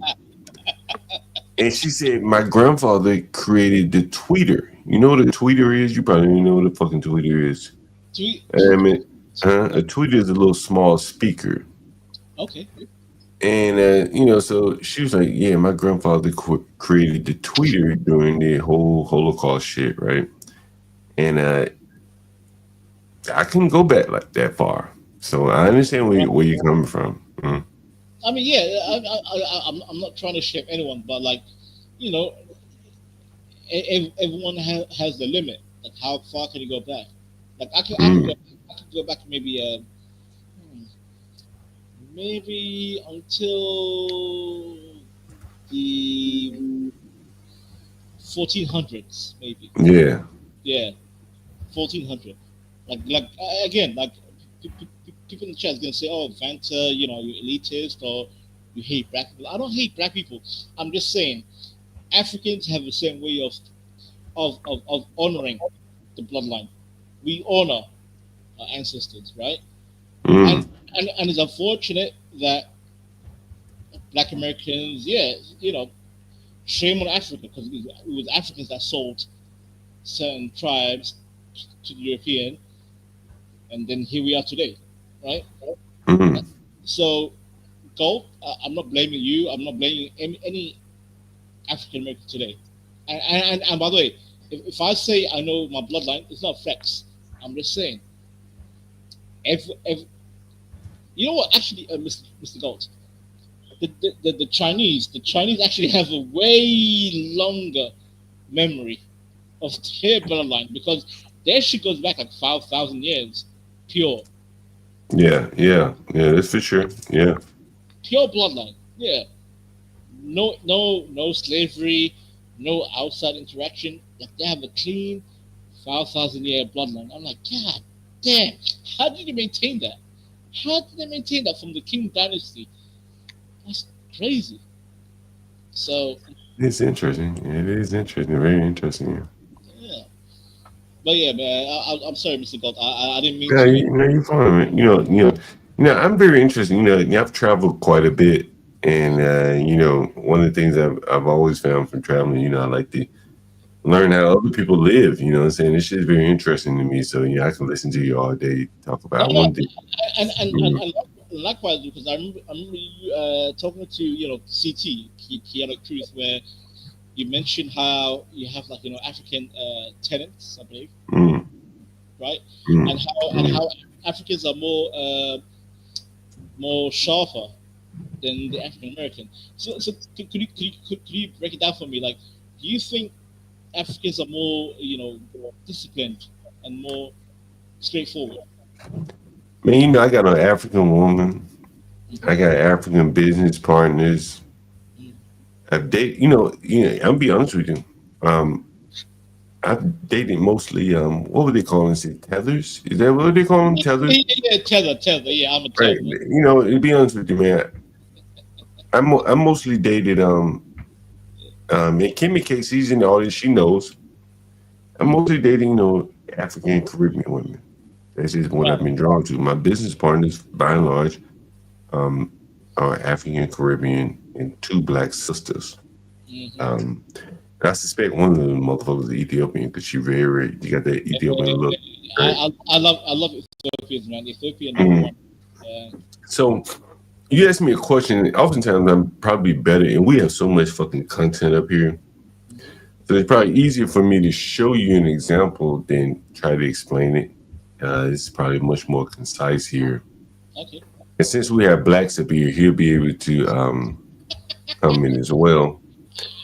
Let me see. What should I start? I'll start right here. I'm shocked they even have food. You shocked they have Why? what? Yeah, because somebody was like, oh, because I don't know, like I don't think about what they eat. Like one time somebody was like, You like your own Nigerian food best. yeah, because you've been to Ghana. I know you've been to Ghana. Why do you say that? How you know I've been? Because you think it's there's a lot of, but with Ghana, like it's really like I want to go back over there. expect to go back here. Like, stuff. What is honest? That's the thing. Before I got to the US, I didn't really think about anything outside Nigeria because there's a lot happening around me, right? So I didn't have any bias or some thoughts of whatever. So when I got in here, everything was new. Like my first impression about America was that I love the fact that there's like so many people from different countries here, because I would never meet somebody from even other African countries the rest of my life, except in America. Like you meet a lot of people. And even up to this morning, I had a conversation about black people because I still couldn't tell if somebody was white or black. So I have a tenant that I just found out this morning that he's black. I thought he was white. How did you think he was white? You didn't know what white was? Like I couldn't tell. Like if you're like really light skinned, it's kind of confusing for me. And then I met both of his parents and they looked white to me. And I'm like, his mom looks white, his dad looks white, and I'm like, oh, but he doesn't really, I don't have the 100% confidence that he's white. Like there's something about him. And then this morning he said something about his stepdad, and I'm like, oh, that's the puzzle. And he was just laughing. I was like, literally, I was just like, you got me so confused. Like, what's going on? So I love it. I love the varieties that is the people, the color. It's like so many different aspects. So he was, and I had a black boyfriend, and it was a lot of fun too. You had a black boyfriend? Yeah. And what was that like? And I'm like, I've never dated a Nigerian guy again ever in my life. Really? So what's the difference between black men and Nigerian men? Okay, like I feel like I was able to be myself with him. Like we were able to just like have fun. I didn't feel like any kind of judgment, you know. So it was really nice. It was just like I felt like he could listen, no, he could really like vibe, but it still didn't work out. No, why didn't But it work was like out? a nice couple of years. Why didn't it I work don't out? know. Because he said that I was not healthy for him, and I also like I first said like I couldn't be with him because I didn't feel like it was fun anymore. It was and what? he It was what? also You didn't feel like it was what? I didn't fun. I feel like the fun was like leaving the whole thing, and yeah, I don't know. I feel like a lot changed, and it just didn't work out. It was just a lot, and Was there, like I'm fresh out of Nigeria. I have a strong personality. Oh, and he was also trying to adjust to that. Oh, you got a strong personality. Nigerian women are strong. Like I'm not trying to like I'm not loud, but he said he couldn't understand what I had in my mind, like what I was thinking. Like it felt like I had like I don't know. I know you African women. I know the African women. Yeah. And on the other side, I wasn't able to also be real with him because I felt like he could do more in terms of work. But wait a minute. You say you felt like wait a minute. You say he felt like he could do more in terms of work. Yeah, I felt like he could do more in terms of work. Like I feel like he gave up like easy on stuff. What do you mean? What do you mean he gave up? What do you mean he gave up easily? Like if he felt some kind of pressure, like he would get a good job, and I would be like, oh wow, and then he would feel some kind of pressure. He would be like, I don't know what he wants from me. It's not working out. It's not healthy for me. I'm gonna leave. I'm not used to men saying that. I'm used to men fighting. Like I'm like, and then if I listen to what he's saying about what is going on, it's not enough to give up. I'm like, we are not there yet. Do you get that? I know I went a little long here, but do you see what she's saying right there? Yes. She's saying I'm a whore who's overbearing, and I want him to do what I want him to do. That's what I heard. No, what she said was, and it probably is a little difficult through translation, but what she said. No, I heard what she said, but that's the gist. She said I heard exactly what she said. She said a black man was weak. He'd give up. He quit a job, a good job. Before she said that, what did she say? She said, it's not fun anymore. What does that tell you? She did say, but I think there was a balance. What's the gist of that? It ain't got nothing. There was no balance. Well, what does that tell you? Listen, I'm just saying, yeah, she said she gave you some auxiliary things when you kept prodding. But the first thing she talked about was how it wasn't fun. She talked about it wasn't fun. She came here. She wanted her hot girl summer. Let me tell you, I've dealt with African women too in Chicago and Nigerian specifically.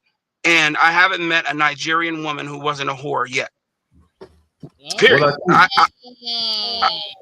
have not met a Nigerian woman yet that's not a whore. They can they pretend very well. They'll pretend they got all their ducks in the order, but they're not. I haven't met one that's not a whore yet. And I got 5 women. Well, I think though she also said though, honestly, hey, I deal with these people too. He said like something that stuck with me, like they give up too easily. He quit. Like listen to what I can agree with that. I agree with that. Again, but for a woman coming from the third world, she can't deal with that. Like, and Nigerians are West African, they're not East. Man, and anyone that ever been in Nigeria, and I never been, but I know enough Nigerians. We just had one on the car. Them some rough niggas. Right. They're probably the roughest niggas in Africa. At least on the western side. Well, exactly, and there's no coincidence that they tend to matriculate to where Black Americans are. Whenever that's where they go. I don't see East Africans. Listen to what she's saying, but listen, like really. Okay, I hear it. I get what you're saying. I understand what you're saying, John. Believe me. What do you mean? What do you mean he gave up? What do you mean he gave up easily? Like if he felt some kind of pressure, like he would get a good job, and I would be like, oh wow, and then he would feel some kind of pressure. He would be like, I don't know what they want from me. It's not working out. It's not healthy for me. I'm gonna leave. I'm not used to men saying that. I'm used to men fighting. Like God damn. I'm used to men fighting. See, Mr. Stanley, Mrs. Stan. Yes, niggas don't understand, but nigga, I know these people. Nigga, I Mr. got Gold. sure about these people. You know what I mean? Mr. Gold, real quick. Listen, my boy right here, blacks who defy. Yeah. Listen. I understand your point of view, where the Nigerian point of view, but remember, Africa is a continent. It's not a country. African continent has 54 countries. 54. Yeah, that's why I said Nigerian. Nigerian. Okay. Where John Gold was playing this, the clip right here. God damn it, man! I think like sometimes we forget Africans are not one. And Hey, hold on. I'm gonna interrupt you. Can you go back to the whole bloodline shit in case Black wasn't here? You could tell them about the whole No, bloodline. I heard it. I was here when he Okay. said it. Okay, I heard good, what he said. good. He said he can go back to about the 14th century, Long 15th time. century. Mm. That's a very long time. But here, go ahead. Before I go, I want you to finish what you're saying. Wait, Mr. Black, just to qualify, that's only for Somali. Remember, it's Somalis. Like, Thank you for that caveat. Thank you. Go ahead. I'm sorry. No. I just said thank you for the caveat. Continue. No. It's all you. That was my caveat. Go ahead, sir. Go ahead. What I was going to say to you was,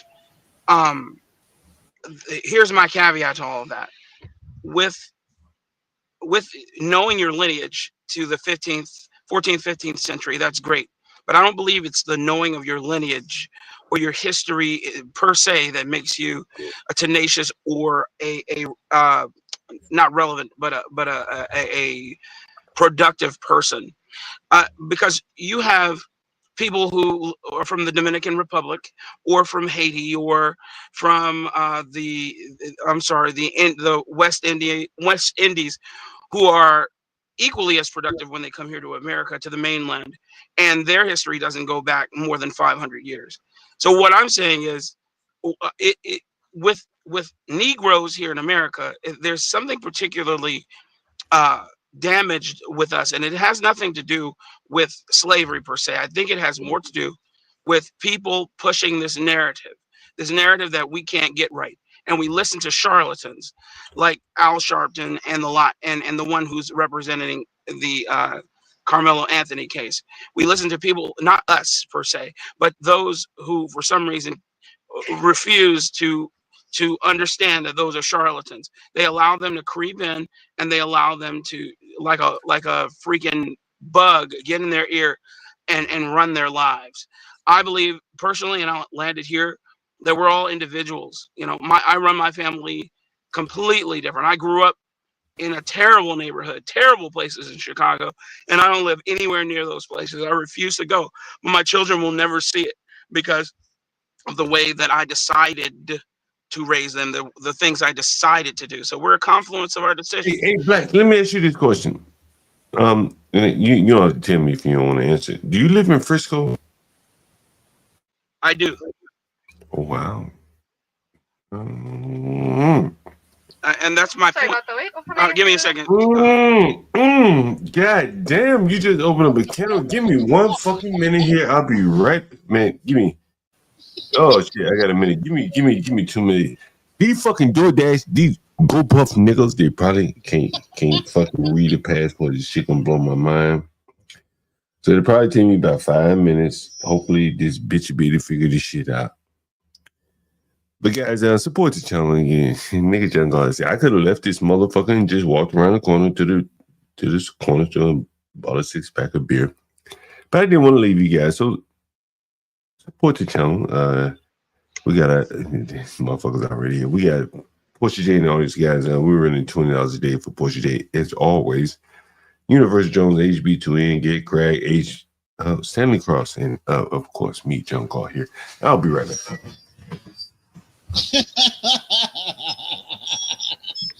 Hello, chat. And by the way, wait, where's my Caribbean bro? You still here? My chick, 1 2 1 2. God damn. All right, I'll be silent.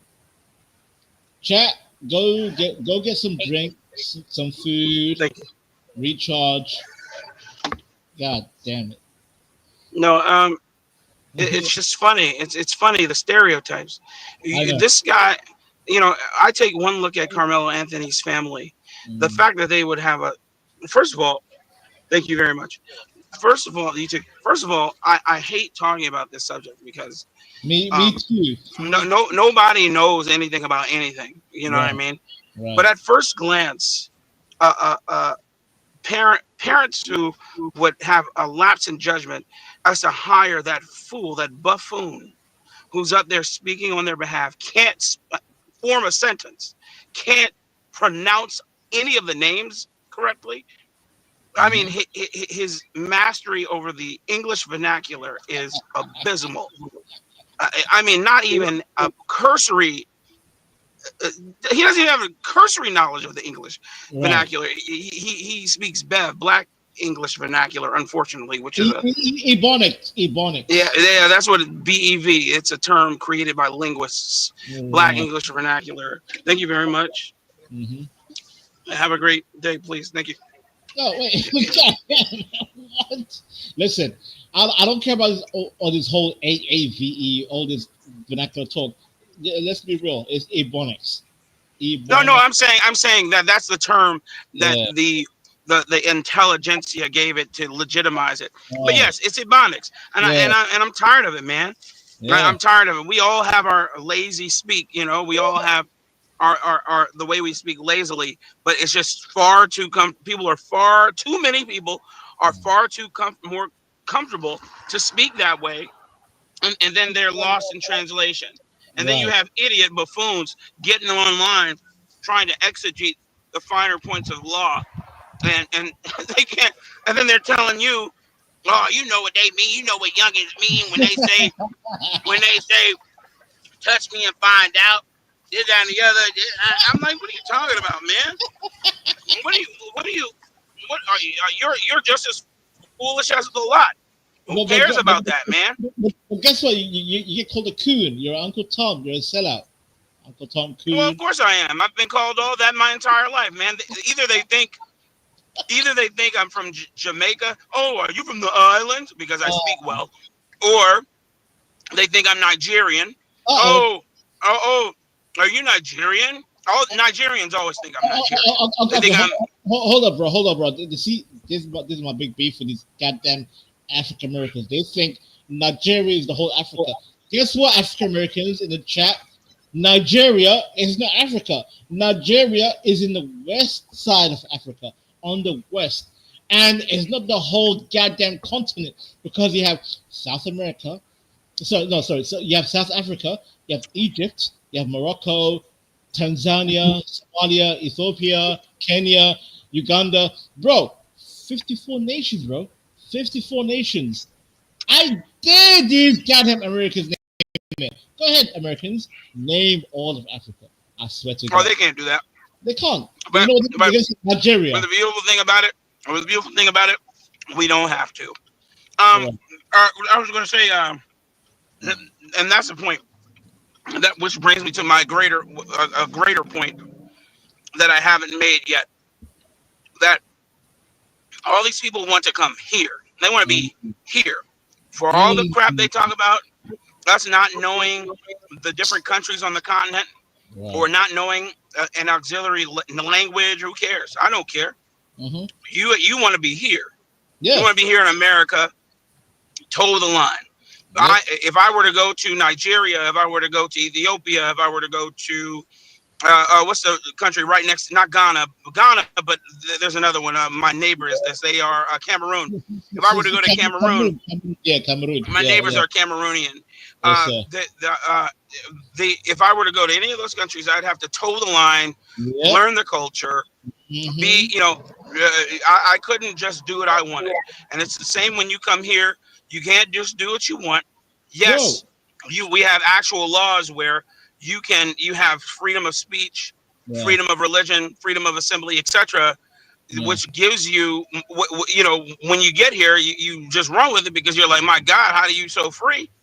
But then, go ahead, I'm sorry. No, I'm just saying. But if I were to go to a third world or a third world adjacent country, I'd have to learn their third world ways.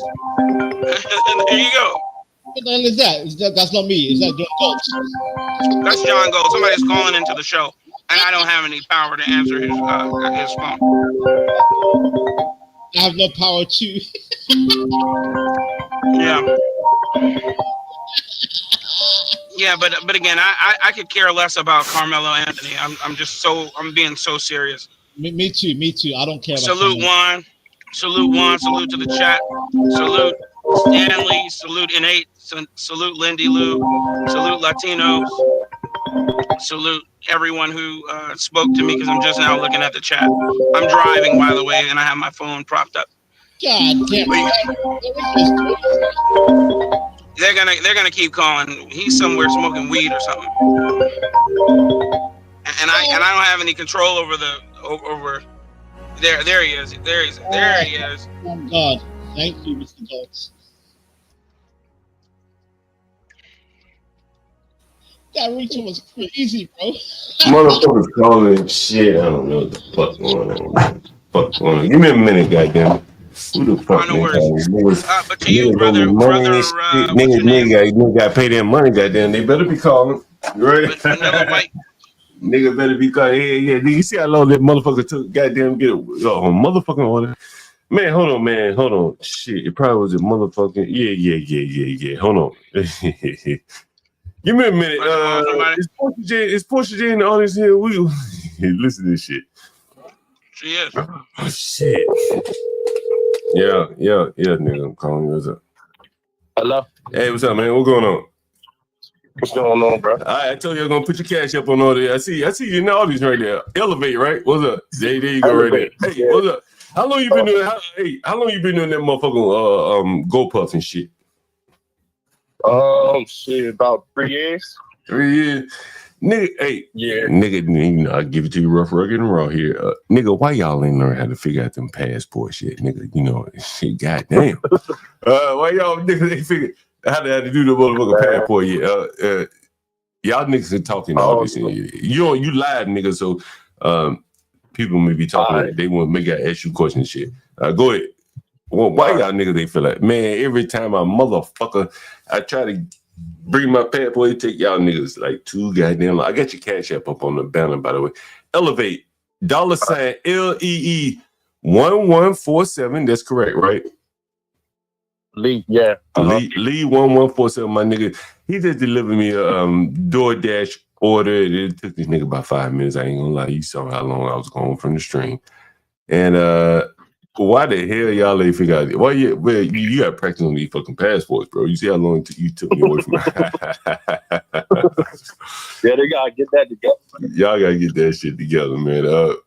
Hey, so Lee, where you from? By the way, my man, you say you got a clothing brand too. Is that correct? Yeah, I'm from Maryland. Oh, okay. What part of Maryland? Budget. What the fuck you doing all the way there? I grew up in Baltimore for real though. I moved to Atlanta at 5 years old and just moving back and forth. Yeah. And what? But yeah, I started the brand in 2020. I started the brand. Yeah. What's the name? And then what's the name of your brand? Elevate. Oh, you on Instagram or something? Instagram, yeah. Elevate_apparel. That's 2020. _thorough? _apparel. Apparel. Okay, apparel. I'm putting you up on the screen. 2020. 2020. I'm gonna post it in the chat. Oh, you gonna post it in the chat? Okay, cool. Okay, I think I got you. Instagram, right? Elevate Apparel. We take a look at what you got here. Let's see what you got right here. Now, who is your apparel branded to typically? Can you say that again? Who is your apparel branded to? Like what's your market for your apparel? A market. It's kind of like streetwear. Okay, streetwear. Okay, got you. Okay. And what do you have? Like hoodies, t-shirts? Hoodies, t-shirts. I got tote bags. I'm starting to do the bucket hats now. I'm just expanding for. Okay, all right. Been expanding like the last couple years for. And who is this Chinese lady up here? Is that a Chinese lady, Asian lady? Yeah, she a model. I just met her a few days ago. I just met her. And what you got? A model your shit for you? Mm-hmm. Hey, let me ask you, like, how does race play a part in advertising? Fashion, their fashion business? Like, yeah. Because you got all people in, you got all the big audience for real with the fashion. Because they gotta wear clothes. You got different races. You want to be versatile with like showing on your page and stuff. Like, so you don't want to just be with one race. You want to be like diverse. Do you how hard or easy is it to get your apparel in store? Do you try to place it in stores? Or do you mainly sell online?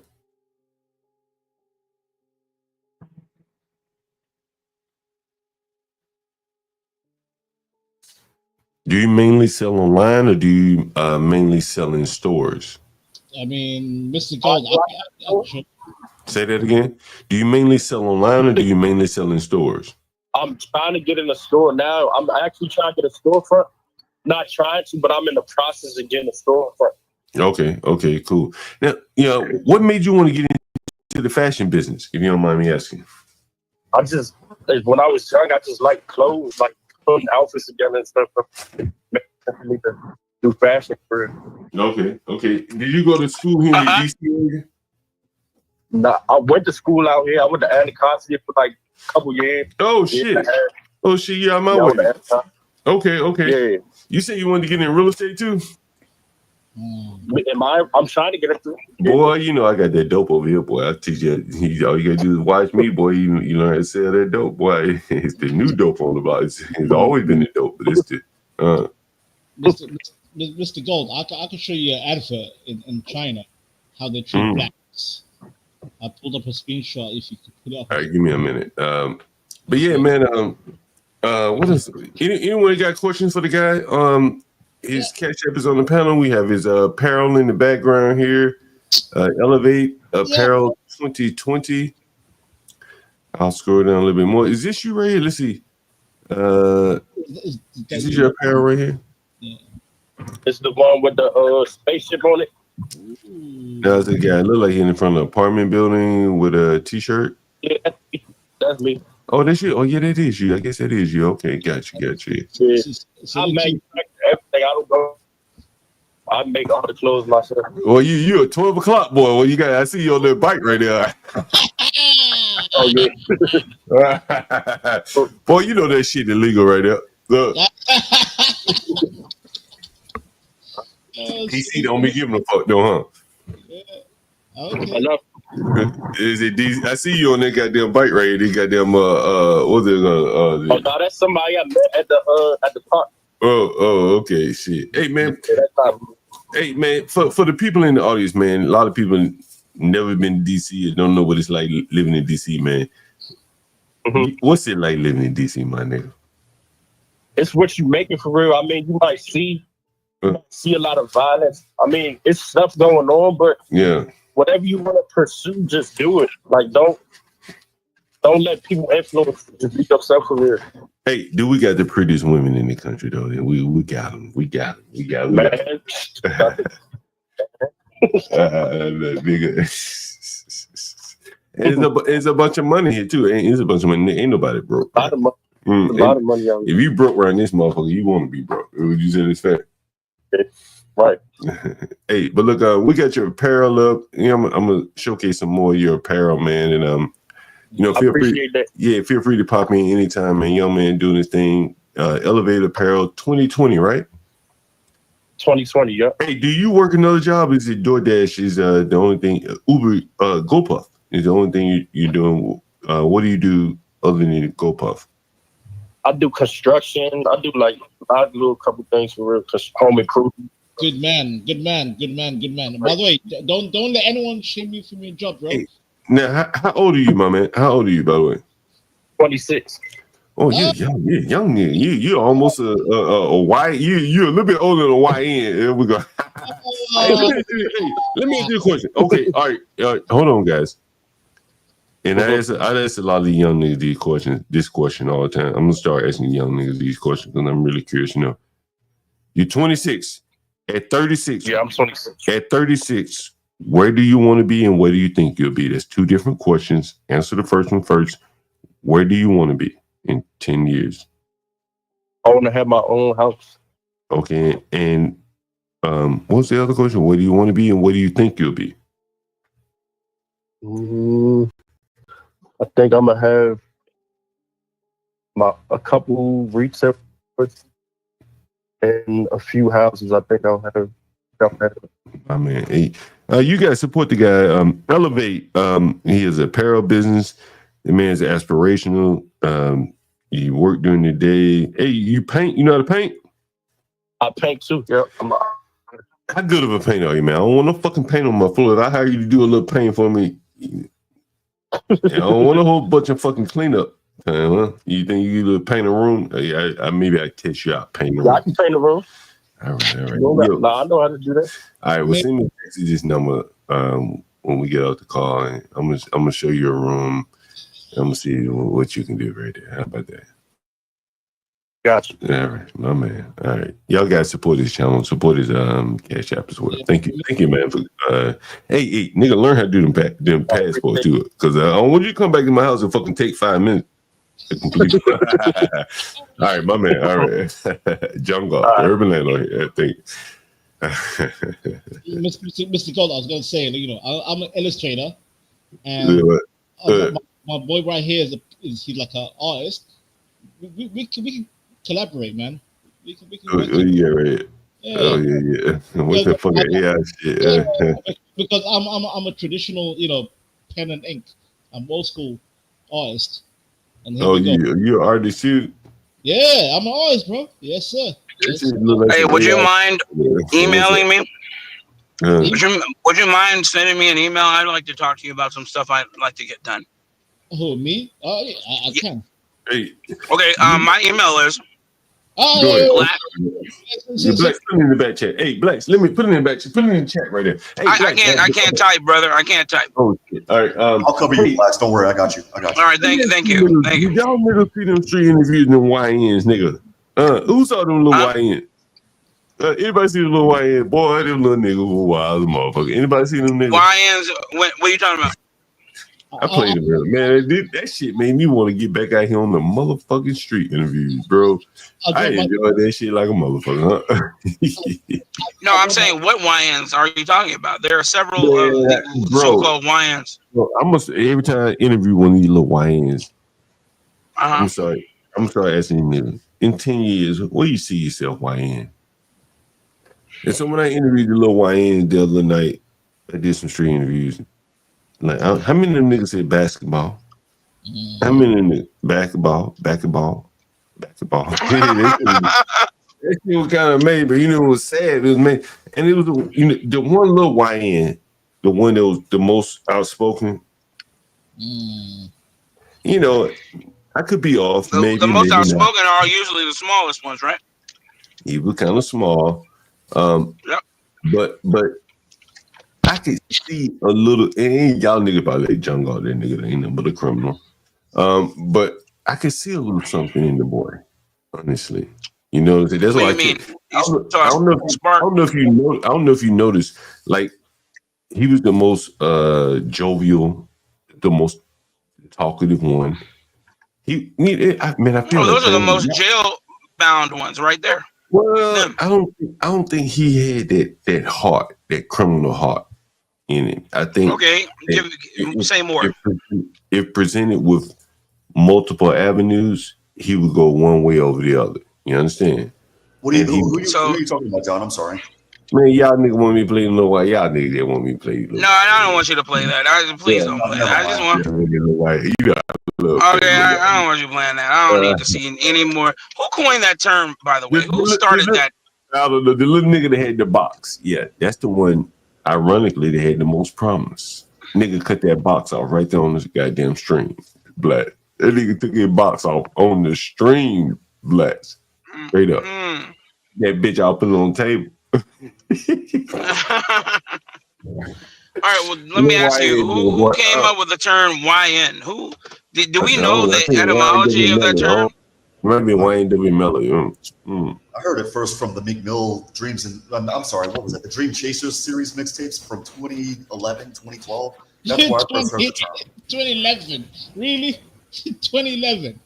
God damn. But Black ain't gonna believe that nigga pull that motherfucker in the goddamn. So nigga mom dog put that bitch on the table, nigga. Mr. Gold, YN originally meant for young novel, because in the digital era, it's meant for young people to read stories, on the internet. Young novel, YN, young novel. But guess what, Mr. Gold? The blacks, goddamn blacks, they made it to a young N-word. I can't say on YouTube. But you know what I mean? Turn something totally different. Turn something totally different, man. Blacks, let me get back to you since you're in Frisco. What's the climate like down there in Frisco?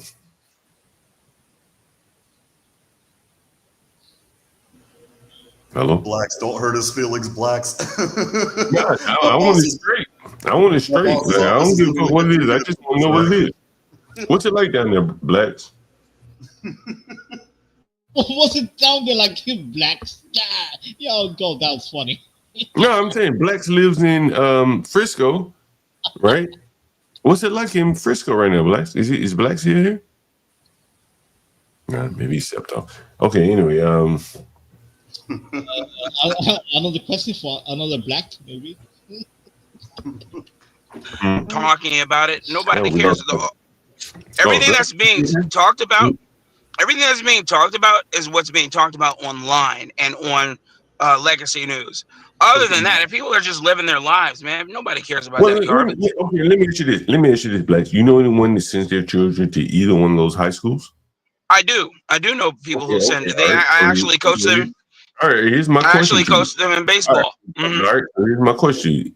Any opinion? Have they shared any opinions with you? Yeah, when I asked if their children were okay. What did they say? I'm telling you, when I asked if their children were okay, did they witness anything? The majority of them only have hearsay. They only know what people said who were either right in the vicinity, or they may have been at the track meet and they saw the craziness, but they did not witness him stab the guy in the chest. And so then their answer to me is pretty arbitrary. They're like, oh, let me ask you this question. Nobody's. Go ahead. Let me ask you this question. So I heard that they kept the phones of let me see if I can find this shit. Yeah, I heard about that too, that they kept the phones of the people who. Is that true? Now let me ask you this. You are a parent and you have teenagers, and do you think that they could have, unless they came out and said, here's my phone, do you think they could keep the phones of those who were involved in this? I don't think so. No, I didn't think so. And there's your answer. And my point is, so thankfully the funeral home was a Christian funeral home. What? I don't know what that is. Christian funeral home. What the like that? And Frisco is a small community, man. It's just it's a small community. It isn't huge. A lot of people who claim that they're from Frisco commute here. Let me ask you this question. So at the press conference, the black family, the Carmelo's family was saying, we don't want him suspended. It seems like Frisco is saying we want to suspend him for the deadly knife issue. We don't give a damn what how the legal process works out. They did suspend him. Well, no, they want to expel him. They said according to some rules within Texas school that school system guideline, you can be expelled. His family wants to fight Frisco. Do you think he would be? How are the feelings toward him being expelled? Do you think he should be able to come back to school? I think that their feelings concerning him being expelled, he will be expelled. Frisco is going to win that fight. Period. I mean, this is still Texas. I don't know what people. Blacks, not to interrupt you, but I thought they already expelled him. I thought they did expel him. Hold on. I thought they were moving to expel him right now. They did expel him. No, they expelled him. They want to reverse it. Okay, so is that what they're trying to do? They're trying to reverse. Yes, they right? don't want him to be expelled. He's expelled. He can't go to school. Expelled. He can't walk. He can't walk in graduation because he's a senior. Wait, You can still graduate. Wait. The school released a statement, and his damn Texas don't fucking play, bro. I mean, I keep telling you this, man. Me, Juan, and Portia keep telling you. Wait. I know Portia, when she says something, you can pretty much assume it's true. But, like, if this went in DC, they would not release his school record. They would. This nigga's going to jail. I'm trying to tell you. That's what I'm trying to tell you. Because if you release the school record, they're going to release, and they've already said that in the bail hearing, he had some problems in school, whatever. And for them to release that, bro, like, Portia, can you put that shit up? I want to see that. Like, and can I tell you? Can I tell you as well before you continue, John? Even my wife was surprised, because we're still from the Midwest. We're from Chicago. We've only lived in Texas for the last 14, 15 years, and I'm saying she was surprised that they released all his records and the picture of him, etc. I said, I'm like, you have to understand the climate we were in the last 5 years. I'm like, we were under the regime of liberal communists who decided arbitrarily with no legal precedent that it is inappropriate to release the picture and names of minors, but it was only because black people were, quote, disproportionately being shown in a pejorative light. I could see them not releasing school records.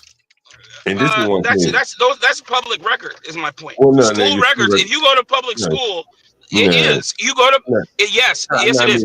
No, someone's grades, you can't go get someone's grades. Yes, you can. Yes, you can. What are you talking about? It's actually yes and no. It's yes and no. Real quick, John. I'm sorry. It's yes and no. The reason why is because if you're at a certain age, they're not releasing anything. There are federal laws that trump. But this kid is 17. In Texas, 17 is the age of majority. So yeah, they're like, yeah, we're dumping all this shit. He's not a minor. Hold on. I got a question for one. So are you telling me, and I'm asking you? Yeah. Can I go get this nigga's grades right now? You can. They're online. They're published. Damn, that's amazing. Is that true, one? Yeah. I had no problem getting the stuff. Are you serious? Like, I can go just Google any nigga in Texas schools and get his grades. That's fucking amazing. No, John. They have to be over the age of majority first. If, for example, I'm going to get somebody that's 9 years old and in the 4th grade, they're not going to give me those records. Okay, hold on. So what's the age of majority in Texas? 17. So if you're 17, can I get your disciplinary record? Yes, you can. Yes. What the fuck? Like, what website is this? Well, I have to, John, I have to do this because when I do. Hey, don't answer that. Go ahead. So what you're saying is that the media would have access to this already? Yes. They would have if they would have done their homework. John, you know them. I mean, they have access to it, and they may not have chosen to. They have access, and they've chosen not to. Fuck. Are you fucking serious? Yes. Whoa. This reminds me real quick of Timcast, right? On Friday when Tim Pool was like, yeah, this kid's gonna be found not guilty. And I'm like, Tim, you don't know Texas. I'm like, Tim's an idiot. Tim, listen, Tim means well at sometimes, but Tim is an idiot in many a subject. He just likes to hear himself speak. I'm kind of mad he's from Chicago, and I know exactly where he's from in Chicago, and some of the people that he knows I know. But it's crazy that he could see it this way. What a fool! Yo, bro, like you know what's interesting about this is like that whole fucking narrative. If they can release this kind of data, bro, they can't play the narrative game down there. You know what I mean? Like they try and all these other places where they play the narrative game, they can't play it. Like, damn, like that's very different. If you can go get this nigga school records, so you can't even push him off of like this smarty arty ass nigga. Wow, that's interesting. Hey, if this were Chicago, if this were DC, if this were LA, New York City, Atlanta, somewhere, any of these liberally, hard blue cities, this guy would definitely be given the benefit of the doubt. He would be able to get off scot-free. It's going to be a hard mountain to climb for him here. When they prosecute, man, they prosecute. And listen, I don't know. I want the trial to play out, etc. But I'm just looking at both sides, and I'm seeing the caliber of person his parents are. It's because of who they hired. Look at who they hired. I don't care about what money they spend. They spend their money however they want. Hold on. Let me ask you something. Are those people Black Americans? I've heard some people say that the woman did not look Black American. I don't know, man. She just had a really bad wig on. I can't. No, I'm saying, do you think they're Black Americans? Yeah, they look Black American to me. She could be. They could have some sort of island roots or something. I don't know, but they look Black American to me. Let me ask you a question: Is his father really a lawyer? I don't think so, bro. I don't think so. I don't think he's a lawyer. I'm just saying, is he one? Because I'm looking at.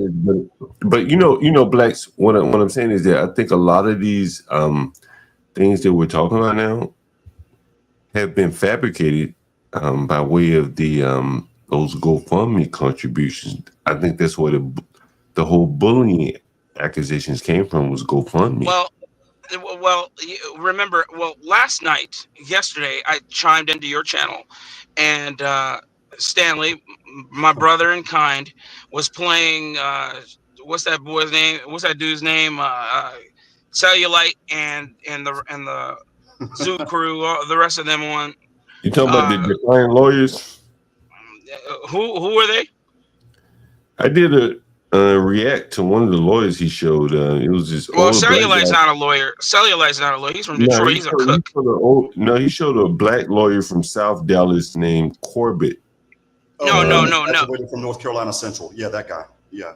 Yeah, that's not what I'm talking about. I'm talking about the panel of Negroes that were trying to exegete the law.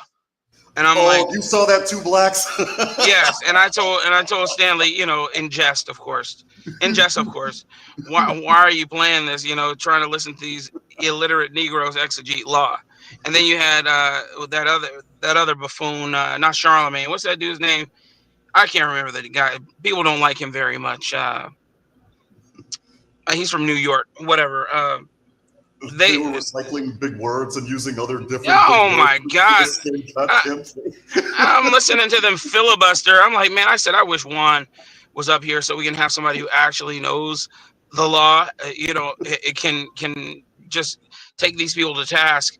And the funny thing is, I don't know why they are trying to pass judgment now when they don't know anything about the case.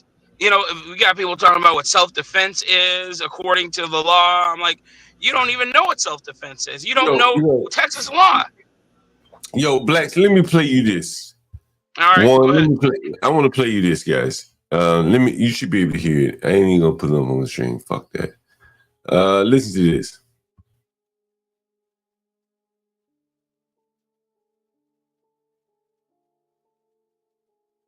Listen.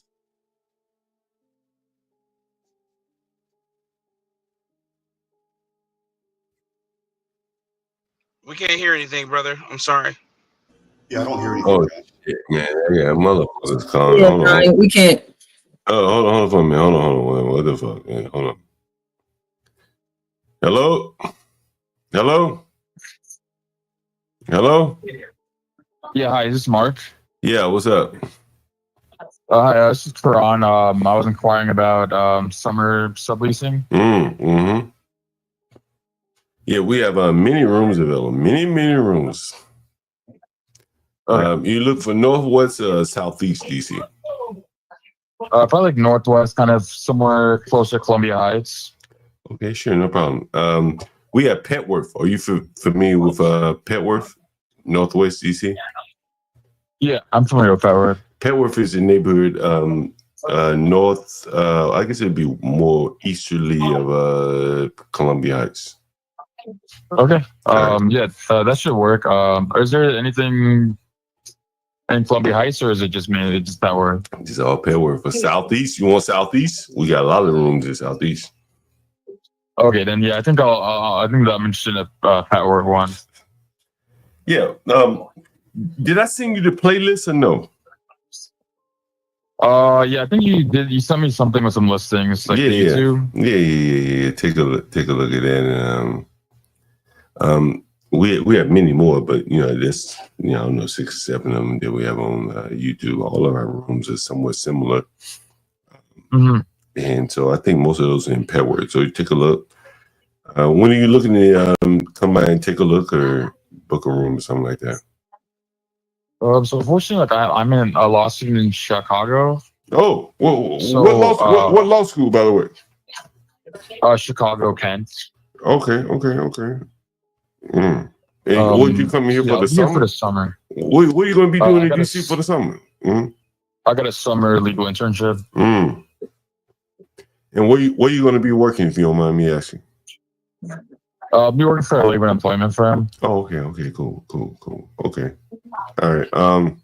Yeah, we have many listings. Are you going to be working downtown or remotely or what? So I'm gonna be working remotely 2 days a week, and then 3 days out in Greenbelt. Oh, you're gonna be in Greenbelt? What the fuck are you gonna be doing out there? Greenbelt. So like that's kind of the reason why I wanted to be in like DC. Fucking hood out there. I mean, it's kind of fucking ghetto out there, motherfucker. You coming out here to work in the fucking ghetto and shit? No, I mean I'm working in Greenbelt. Like there's it's a really good firm over there. In Greenbelt? Yeah, it's on like the nice part of Greenbelt. Okay. Closer to College Park area. Oh.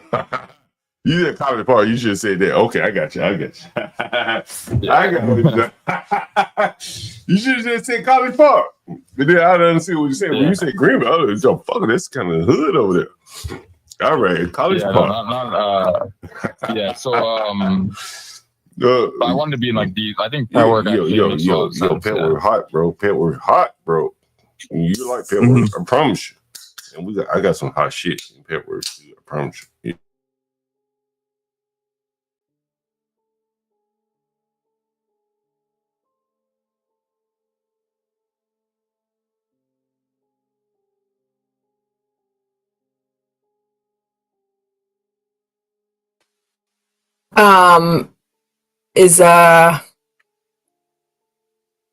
Are y'all there or?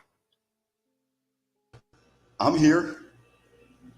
Oh, okay, great. So it looks like Richard is like, damn, we lost him. Y'all know, John, he has his Negro Enterprises network going on over there with his internet. And you know what? Let me call him. Or no, let me text him, because typically when this happens to John, funny enough, he doesn't even be knowing that he's not up here no more. So let me let him know. John, you're not here anymore. You have to log back in. All right, so there's that. But in the meantime, I wasn't. No, Miss Lindy, I actually didn't. I was just. We were all. We were just all listening. So I don't know what panel John was talking about, but I don't know if you guys saw. I know Juan said something in the chat, but this panel here, the Anton Daniels, this whole little panel right here, I ended up actually listening to the whole thing, and I feel more stupid since doing so. However, I thought it was a very interesting listen. And I thought it was because whenever you have all of these Negroes up here and you're just hearing them speak different things. Now, I fast forwarded it up to where you have this light-skinned guy, and then you have Jazz X, and they have a very interesting dialogue, and it actually made me really mad. It made me so mad that, like, hopefully I don't take it out on my kids ever. And I try not to do this. Ain't nobody's perfect.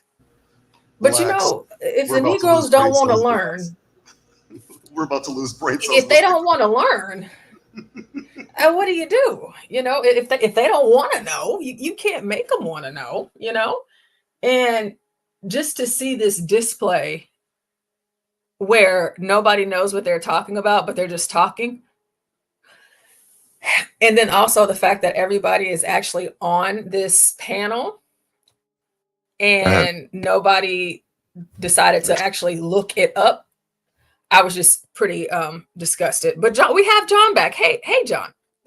Portia, I'm so sorry. I don't know what's up with the internet here. I have no fucking idea. I've had the people come out, they reinstall new wires. I pay over $100 fucking for this shit, and it's like, I'm like in the ghetto with this shit, I guess.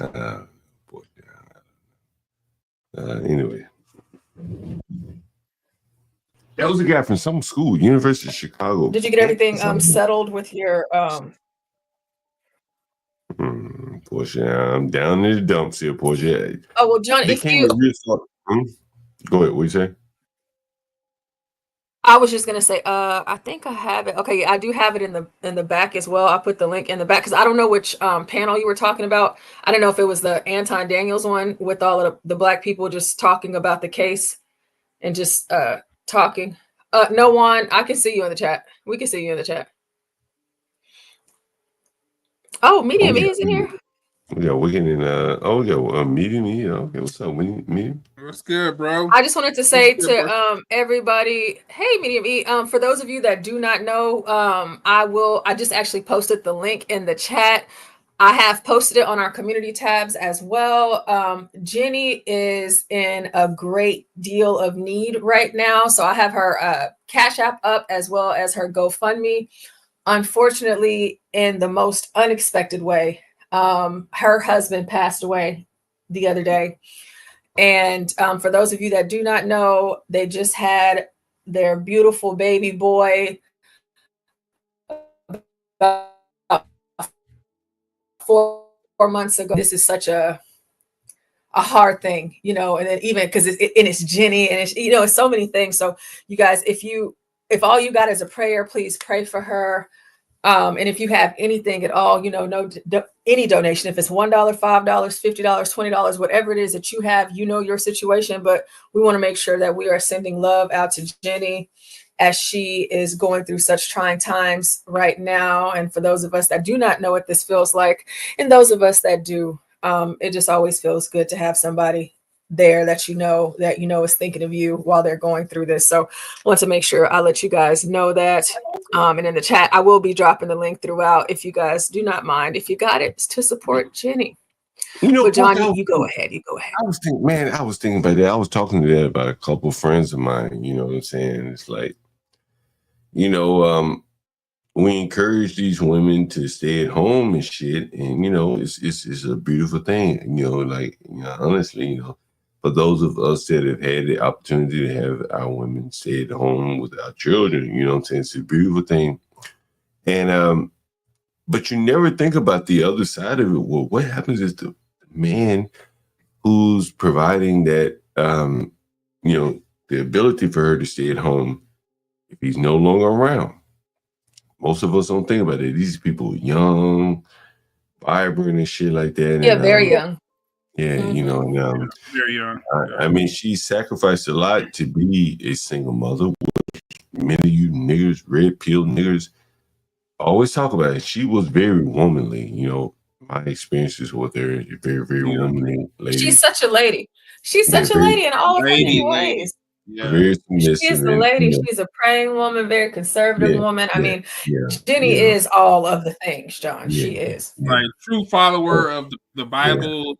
I mean, she follows it. I mean, I've seen her on the other channel that we used to all be on.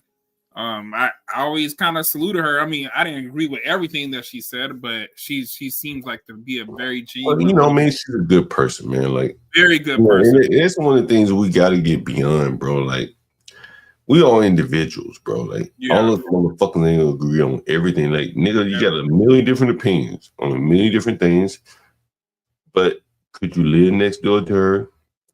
Yeah, I would. Shit, nigga, I leave my children with a woman. I ain't even been around her, but she seemed like a decent woman. Yeah, man.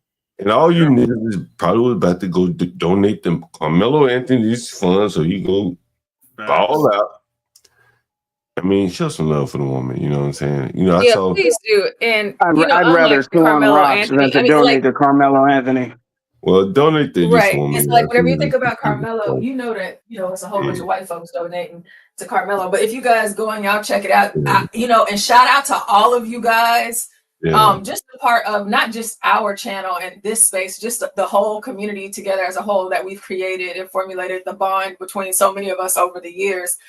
I was just so overwhelmed, like in emotion last time. Talking to T, Miss Lindy sending me an email, just different people, those of us that have been around. I don't even want to say I've been around long, but a couple years. But just seeing all of the people that we know on the GoFundMe, like people that's been around for forever. And it's just like all of us are coming together, with Jenny. And I hope that, over Portia, time, because she's a very spiritual woman, that she's able to, find some balance one day. I was looking at it at her GoFundMe. I think she has 7,100 donated right now, and now I want to give a special shout out to Samuel Giroux. If you scroll down in her GoFundMe, that nigga donated $1,000. Yeah, it's a top one. Yo, I didn't want to say it because I didn't know. Shout out to that nigga donated more than 10% of everything she got. Shout out to that nigga. Because Samuel, he's not that kind of guy. He be liking to keep. He be liking. Yeah, he probably don't like that. Shout out, Yeah. You guys that you see people like Samuel Giroux in the chat. Sometimes he just write comments, but there is a heart behind the comments. You probably can kind of ascertain where he's coming from. With the comments that he writes, and Jay's never very derisive or person like that. So where she is now, since I checked earlier, she is now at $11,361 raised. So she has went over the goal, but that just because she went over the goal, y'all, anybody that knows anything about funerals, burying people, all the things that go into it. I mean, that's a smooth $10,000 just right off the top. She's gonna have to get out and go work again. She's gonna have to get out and go work. It's gonna be a whole change of her life. We had, you have, they're young too. So, life insurance maybe, but maybe not so much. Maybe they just got the you really never know, you know what I'm saying? But people, everybody that's donating, I mean, it's all love. Just make sure, if you can't donate, I'll go ahead and drop the link to her channel as well. Y'all can just go over there and leave comments, under her videos, prayers, whatever you have to give. So indeed, shout out to Samuel Giroux again. Like, I think I saw midlife, bro. And today is a day of new beginnings. Remember, he's risen. This is a resurrection Sunday. Yes, so sir. on today of all days, people should be willing. Yes, sir, man. Church was beautiful today. Yes. I was in there. Yeah, church was really great today. I always call Easter National Negro Church Day because that's whenever they all come out. So National Negro Church Day. Wow. We come out with the suits and everything. I've seen pink and green suits today. Purple and everything. Not just that, not just the men being dressed up, all dressed up. You have the women with the nice hats and the gloves. Ooh, the hat was. Yeah, the hat game is on point. They had the fans out too. They had Right? the fans out too. Now I'm like, oh my god. Okay. We're like, I'll be damned. Ladies looking like ladies. Nice. Yes. Beautiful. Hey, Portia, were you surprised? Yeah, that's the one day that the girls, they don't come half naked to church too. Portia, were you surprised by what Black said? I was surprised. I'll be honest with you. I was surprised like the people were not like more emotive about this whole Carmelo Anthony thing in Frisco. I tip my hat to You those said people. you're surprised at what, John? That they're not more, more emotive about this whole Carmelo Anthony thing. Back, it's like, another day. How do you mean more of a motive? How do you mean? There's not. I would have thought there would be more emotion. From the standpoint We're of not in the streets tearing shit down, Portia. That's what he means. well, not tearing shit down, but at least expressing more emotion. Like, what the fuck is going on here? Like, Wait, John, let me jump in because Okay, so John, hold on, me really quick because I'm about to. Yeah. I'm about to hop down really quick, but John, I do have the link in the back to that panel if that's the one that you were talking about. But before I go, so the only thing that I do not like about what we're seeing online and Black Twitter and stuff like that is, we are in Texas, and the thing about Texas is, we are a strong conservative. We are the stronghold. So like the thing is that whenever you're talking about black people down here are not going to be the same as, where they march and protest and this and that. And as far as like taking over the streets and being disruptive, you're not going to see that. And you're certainly not going to see it from the white folks. So a lot of these people, they don't even live here, and they're just, they don't have anything to really do with us. Well, I'm surprised they didn't show up for the rally for the guy Austin Metcalf. I'm surprised. The white people so rally? Juan says Texas is the bastion of conservatism. Like, you're not going to even see that. And I feel like it was more people that were on the other end that were there. Like the white liberal ladies that came spraying mace, and they went on ahead and locked them up. See, that's what you're going to get in Texas. So all of that extra stuff, trying to tear up stuff, do this and that, they're going to shut it down at the gate. So that's not here. And it turned out that lady that got arrested was from out of town. It's like, dude, you're in Texas. We're more of a matter of fact state. So it's we're looking at everything with a cold head, if that makes any sense, to figure out what the hell went on. And if it's on you, even black people are like, well, dude, you effed up. Sorry, man. It is what it is. Before I hop down, I will show this really quick, John. And I know Juan and Blacks, I know you guys do very much so remember this, but there was a time about 4 years ago. They always say that Austin is the California of Texas, but I understand the sentiment, but Austin is still Texas. So don't you ever think that just because you're in Houston or Dallas or Austin that you're not gonna get what you get. But I'll play this couple-minute clip, and this is just a prime example of what it looks like whenever you try this kind of stuff here in Texas. For 50 days, Garrett Foster and his fiancée, Whitney Mitchell, took part in Austin protests that were overwhelmingly peaceful. Till Saturday night. So I called him, and all I could hear was Whitney screaming. His mother, Sheila Foster, was home here in North Texas. It was probably 2 minutes later, Whitney's mom. Garrett Foster was shot several times, and the 28-year-old died at the hospital. I threw the phone down, and I collapsed. Thank God my sister had just come here, and she got down on the ground with me, and we just cried. Police say a car drove towards had a gun and walked towards it, but never fired. The man driving shot and drove off. A person in the crowd fired back. He died standing up for something that he believed in, and he died protecting the woman. Anything else on this planet. Foster is from Plano. Mitchell is from Richardson. They've been together since they were 17. Which one? And after going into septic shock at 19, she had to have her limbs amputated. It's amazing because whenever Jasmine Crockett was on The Breakfast Club and she was talking about, Governor Abbott and him being Hot Wheels, because she said it before, and she was actually referencing this story exactly. And she said it as though it was a black guy that got shot, but it was just kind of like, it's kind of ironic that she said that. And you have the situation here, but anyhow, what a piece of shit. So they he got out of there, and so the guy, he ended up getting convicted, right? But then he got pardoned, so he's been out. Well, since 2022, was that when it was, Juan? Since 2020. Well, he was recommended for pardon in 2022. He was actually pardoned by the Bureau of Pardons and Parole or whatever. The Board of Pardons and Parole, in 2023. Got all of his rights restored last year after Jose Garza, the DA, appealed to the Texas Court of Criminal Appeals, and he got shot now. So that guy has all of his rights, including his gun rights, back. Right. So yeah, he's just as free as we are. But that's Texas for you. I won't play the whole thing, but yeah, that's kind of what that looks like. So as far as a protest, John, it's just you're just not going to get that even from the black people out here.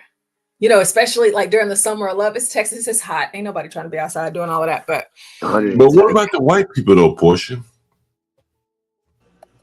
Yeah, John, that's what I'm saying. White folks, they not doing that out here. They're too busy in Odessa and Midland working at the oil wells right now. I mean, these folks, Plano. This is Plano. This is not even Plano. Even Plano, yeah. That's where my boss is. Plano, John. Yeah, even in Plano. When I went out there, they at work, John. If they not at work, they out. They got a ranch to take care of. you know, they go into the lake, they in their boat, you fishing, hunting, you know, they have so many other things. That's what I always think about here, because it's like they're always doing other things that's not this. You're pushing. How familiar are you with Addison? I worked in Addison a couple times. I worked for BT and British Telecom, and this company called Nearim. So I worked for Mary Kay and this company called Nearim. It was in Addison. Are you familiar with Addison at all? Yes, very familiar. I used the hospital that they actually took Austin Metcalf to. I used to work there, and I lived in Plano, Frisco, and I was working out there for a while. So yeah, Addison is, you know, Addison is still fairly nice. That's a nice area. Nice, but, you know, sometimes whenever black people find stuff, it kind of, you know, but Addison is still pretty good. Have black people moved to Addison? Oh, they found it. They found it. So, you know, there's a lot of different establishments out in that area where black people frequent, but these are typically like the good blacks. Is that North Dallas? Yeah. Really? It's hard to. Blacks always does a better job at explaining this better than I do. How close is that to Frisco, blacks? He's not here anymore. It is close. It is close. So you have your Carrollton, Plano, Louisville, Frisco, Little Elm. You know, my all the only surrounding is that it's areas. too many Mexicans over there, so I don't really like that. And here comes here for the tea. You're right about protesting in Texas. We really don't protest. You know what I'm saying? So you would probably think, John, that we do protest a lot here in Texas, but considering our population size, but that's just not something that we do here, and that's going to be on both ends. We actually got shit to do in Texas. That's the thing. I mean, yeah, and in Texas it's too big. Like, listen, John, it's too much going on. All right, it takes you 40 minutes to get wherever you're trying to go. So Texas is huge, man. Yeah. And then there was a protest in Plano. I probably would have to find that whenever I get back. But in Plano, there was a protest, and in the car, the guy, he was driving through the crowd. But in Texas, you can actually do that. So I was just curious about don't block the road. I was just curious about, you know, from the sentiment. You know, this is a very affluent area. Primarily, they're going to move there for their schools and stuff like that. And then you have some guy come in and kill someone in their school. And, you know, one of the earliest trainings we did here was about like the schools. It's a common area that we all must share. And then this guy comes in and does this in Frisco. If he did this in South Dallas, probably no one would give a fuck. But in DeSoto, no, they wouldn't. If this was Carter High School in Oak Cliff off Wheatland Road, absolutely not. Shout out to Carter. That was actually the first school I ever worked with here in Texas. Frisco, how close is that to Dallas, like that Fort Worth area? Because Charleston White he's been talking about this for a few days, and he's been going in like that nigga's gonna get convicted and all this and that. So I'm trying to figure out how close is that to that area. Well, regardless, so, you know, Dallas and Fort Worth, they're not the same, but like from Fort Worth going to Frisco is like, to me, driving up to DC, it's a lifetime to get there. But they're all in proximity. They're all very close. We're close enough, if you will, close enough. You say like 50 miles, within 50 miles? No. No? Let me see. I'm trying to picture it because it made it seem like it was like a skip and a hop. He's like he represents like each I'm imagining like each big city in Texas is like maybe like a 2 So it's like drive. it's about 60 miles. It's about 60 miles from Fort Worth. Yeah, so about an hour. Yeah, like what? Like 2 hour drive? Like an hour. No, like an hour. Hour and 15 minutes. Yeah, okay. So that's it depending on what the time. It depends on the time of day that you're trying to get out to Frisco. I'll get there in 30. No. Not out here, not with that traffic. Yeah, good luck with that, man. And so here's for the tea. I always love it, when us great Texas folks are up here talking about this area, because we actually live here, and I know we all do it. We're all victim of it. Whenever something crazy happens somewhere else, it's always best, in my opinion, like if you live there, like you're going to have a better idea of how things work. And so here for the tea says Frisco is named the safest suburb in the country, if I'm not mistaken. Is that true? And so with that being said, about Frisco. Let me tell you guys something about Frisco. I wish Blacks Who Defy was up here still, because that's actually where he lives. However, in Frisco, what you've been seeing like on Black Twitter, and we could just use that as the base. So Frisco is so doggone nice that the things that they're suggesting, it will never happen in a place like Frisco. You know, they always say, you know, you can go anywhere. And there's always a bad side in every city, but there's not one in Frisco. Okay. There's not a piece of Frisco that you can go to and find a bad side. And so what you've been seeing, a lot of these people, to include Dominique Alexander, y'all are talking about beefing up security at these stadiums. You guys know here in Texas, everything's bigger and better. Shout out to us. For being track and field football stadiums, our facilities are like college size, like D1 college size stadiums, for whatever the case may be. So you're calling and asking for security and like police to be posted up outside of the sports events, the sports arenas, but then that would then lead to, okay, so you got HEB, you got your Whole Foods, you know, your Trader Joe's, all your Brookshires, your Tom Thumbs, and you have what, police posted up outside, or what do we go to next? Are we going to put everything behind glass, or what are we going to do in Frisco ISD? We're going to mandate metal detectors and clear backpacks. Frisco would never let that happen. Never, they would never let that happen. Not on a good day or a bad day, because you know what? Whenever that stuff starts happening, we already know what it is. But there's too much money in Frisco for it to even be a thought. A lot of money. The practice stadium for the Dallas Cowboys is out there. Well, there was a kid. What is it? This one is they're doing like a little Disneyland that they're putting out there, a little Disneyland. You know, because they're actually fighting for that right now. Isn't that the Universal or they're Legoland? fighting that in the house right now. But a kid was killed there recently. What are you talking about? How it can't be that safe? That's not the point. The point is, it's not the point, man.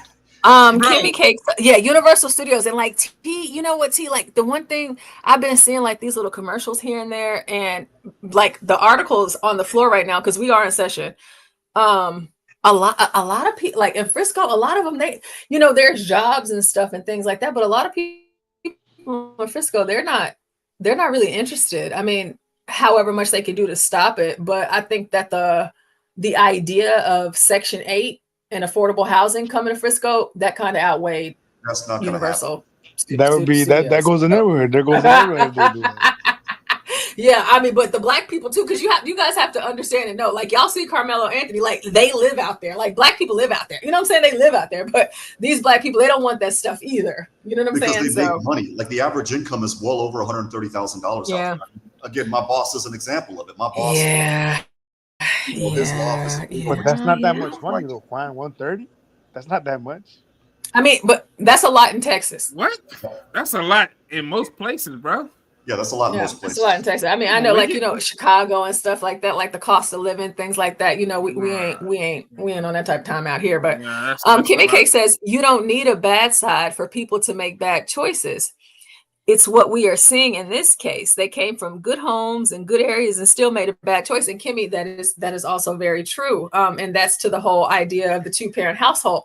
While of course I encourage that, and I always will, that does not always mean that your kid is void of making bad choices.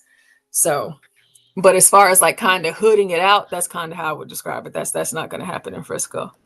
They'll get all of that up out of there before they do. Portia, real quick, what I think it was is that he was trying to figure out how something could work to his advantage.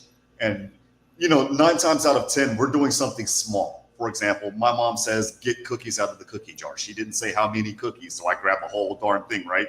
And she's like, I meant 5. He was doing something like that, I think, when it came to self-defense. I don't think it was a bad choice, but I don't think it was a purpose bad choice, like I'm hell-bent on taking a life today. In that regards, it was one of those where I was acting in self-defense, right? I did good, right, Mom? No, son, you didn't, and boy, are you going to pay for it? Is what it. Yeah. One, I totally agree with you on that. I think he was a little bit ignorant. I want to say really quick, I don't know what happened. John, is John still? John, are you still here? I'm here. John, are you still here, John? Yeah, I'm here. Can you hear me? I was just coming. Okay, I was just coming up to tell you guys about Yeah, Jenny. Portia. You too. Yes, and I know you had a few questions, so I was just trying to tell you guys about Jenny. I'm going to be in the back, but if you do, like, if you want to show anything at all, John, like I said, like I put that because I don't know what you have on your docket, but of course, by all means, do your thing. But I have that panel, and then I also have the Deshaun Leith story too. Oh yeah, I gotta. But I'll be listening. Yeah. And I'll log back in here in a minute. That's why I jumped on. You had, I think it's Anton Daniels' panel where. Please play that, John. You gotta play that, bro. It's so inaccurate with everything the woman's saying, bro. Almost every stat she said was inaccurate, dog. Like, are you talking about which Anton Daniel panel you talking like, about? she's talking about comparing this situation with the stabbing in Texas. John and let me see. And John, on that video started at 53 minutes. 53 minutes. That link. Let me actually drop it again, just so you know, horrible, just in case, because I did title it and everything. All right. I think I might have saw it live. Just start at 53 minutes. And I gotta call this fucking homosexual motherfucker show to Japanese saucier. What are you talking about? What? I think this will be funny, especially since Here for the Tea is in the audience. She would have a very extra special comment to make on this from the guy. Oh my gosh, that was a hot mess, but yeah. Yo, that nigga, I was talking to my lovely lady. The homosexual, start with him, because that'll be like. I was talking to my lovely lady Lisa today, boy, and she was saying we was going to this restaurant called Dolphins. Nigga, let me show you Dolphins. Ooh, that's one of my. Lisa didn't like it, but nigga, I like it. Nigga, them drinks going in that motherfucker, huh? Let's see, Dolphins, DC.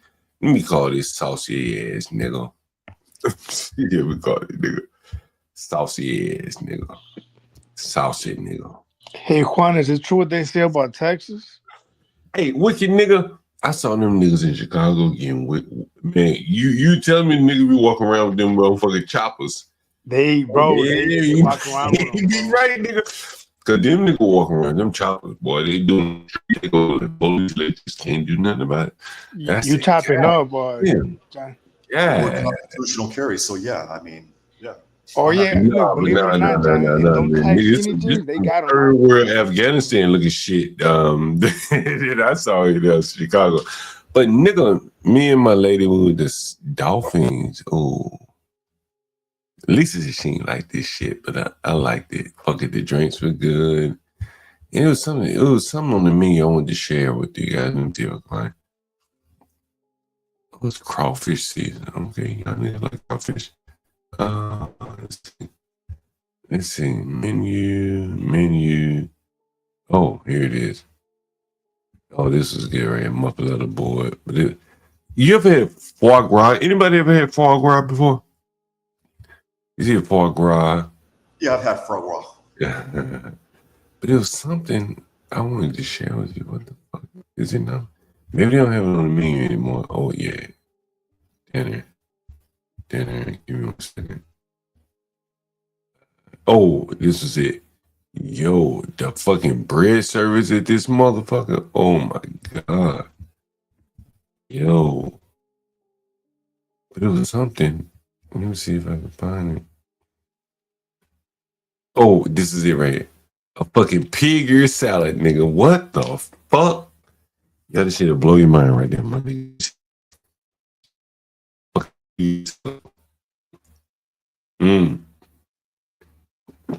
That motherfucking pig ear be sitting up in your goddamn salad. But that's some good shit right there, my nigga. Oh, wait. Pig ear salad. Anyway, so, what you say, Wicked? Kimmy, she be like, yeah, I eat that shit. Kimmy K probably had some shit like that. She live in New York. Anyway, go ahead. What you say, Wicked?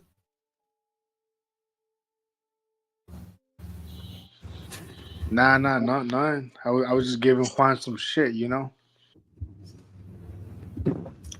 You know about that pig ear. Pig ear salad. It's some good shit right there. Pig ear salad. Puerto Ricans love pork, right, Juan?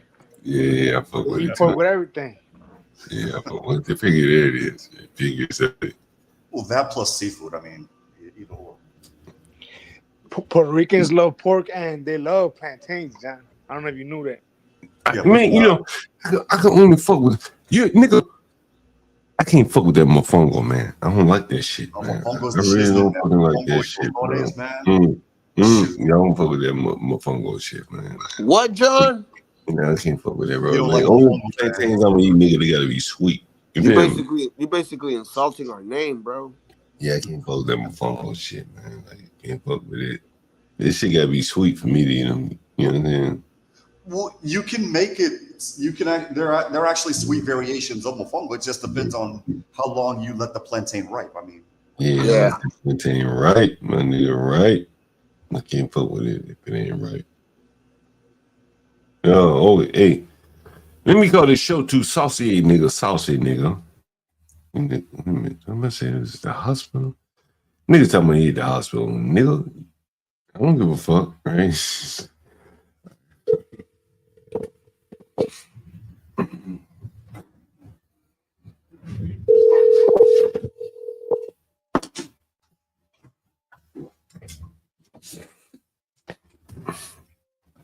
Hello.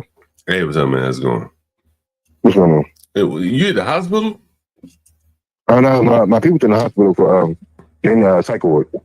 Psych ward? I had to go visit them. Yeah. What motherfucker crazy? Yeah, a little bit. Yeah, damn. I normally take them some food and shit. You take them food? Yeah, take them food because they can have outside food, but they can't go nowhere. What fucking psych ward then? What's this? No, wait, where was that at? It was at Georgia. They was in Georgetown. It's a fucking psych Georgetown? Yeah, at the hospital. Georgetown Hospital? Yeah, Georgetown University Hospital. Get the fuck out of here. Yep. Get the fuck out of here. Ain't no they had the fucking psych ward over in that motherfucker. Yep. Damn, that's crazy, motherfucker. Okay. Man, I'm about fucked up. What were you calling me? What was I calling you about? The prices for the room. Which room you want? The upstairs or the you want to stay? I'd rather stay downstairs, but I was just trying to see the price, and if I can't afford to stay downstairs, then I'll go upstairs. All right. I'm gonna use say what? I said, but if I can afford to stay downstairs, then I'll stay downstairs because I have me down there. It's out the way. Yeah. Okay. Let me call you back, man. I need to get the prices recorded to me again. When you paying on? You don't check out until Tuesday, right? Yeah, I paid up until Tuesday. Yeah. All right. Let me call you right back. All right. It's like water ass nigga. Every fucking day, nigga in the psych ward, nigga going to see somebody in the fucking psych. Damn, you said the psych ward, bro? Voluntary admission or what? You better not rent. Nigga, Milton, nigga lost his mind. No, nigga lost his mind. Man, they have that boat. Didn't even start the credit check and he failed the credit check. Damn, man. Now that nigga is show 2 nigga. He show 2. Who is this? All right, and then one more nigga. You gonna rent some or what, John? Yeah, go mute right here.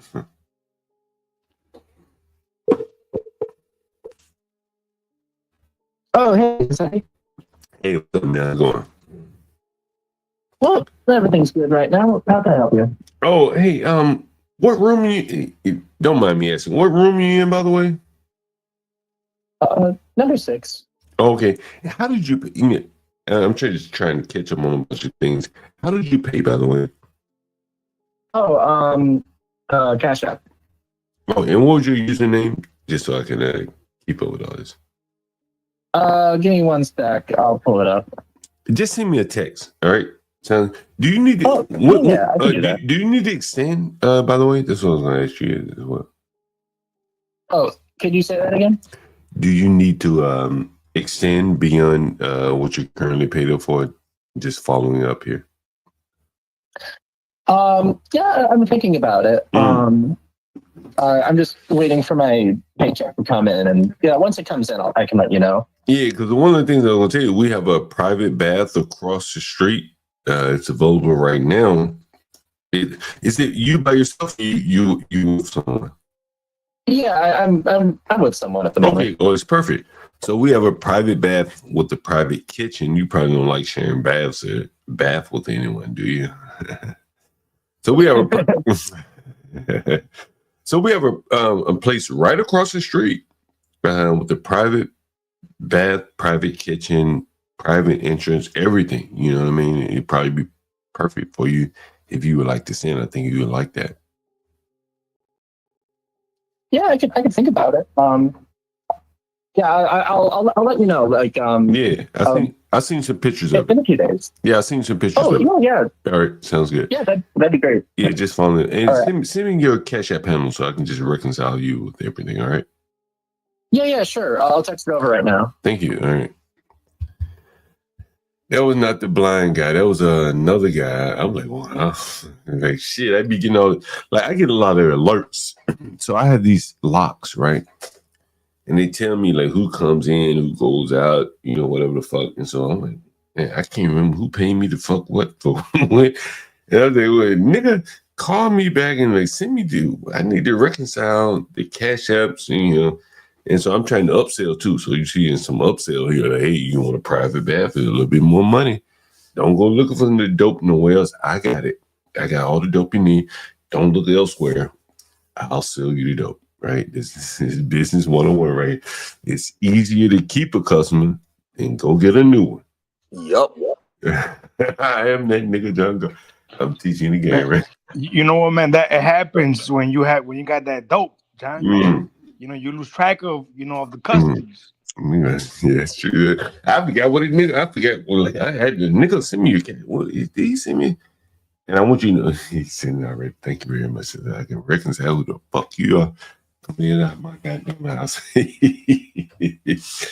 is a beautiful day. It's a beautiful day. Beautiful day in the neighborhood here. Yeah. Anyway, what's up? What's on you guys' mind? You seen the I wanted to tell if you seen the father getting on the phone with the guy that organized. Yeah, that's this shit. You see that big old black ass nigga that was speaking for him? What the fuck, right? Like, white man, you gonna let her?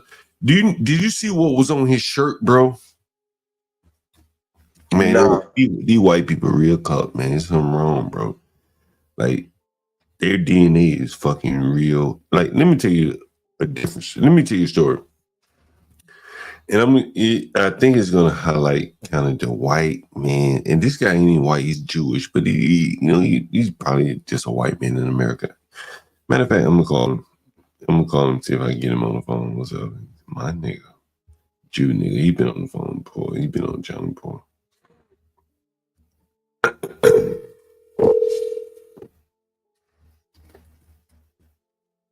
Hoping. Fuck is Easter? Do Jewish people celebrate Easter? I don't know.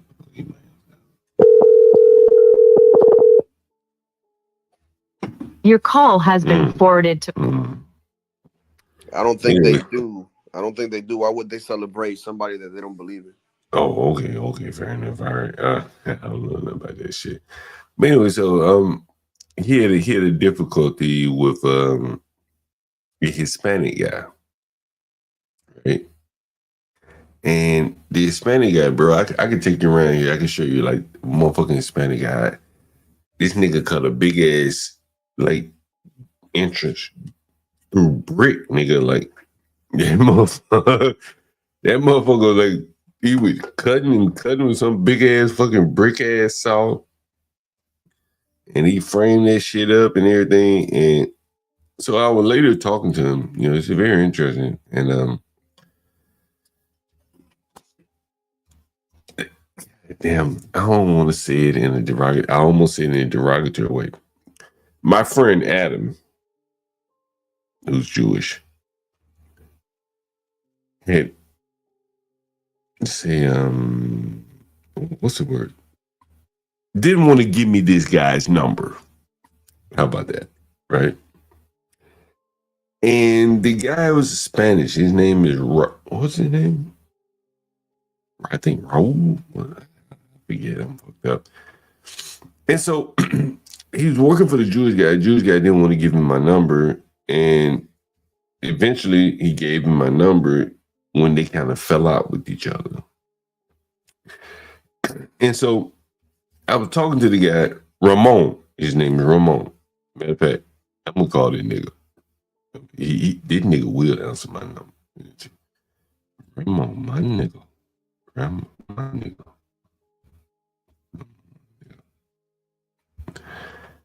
The nigga Ramon.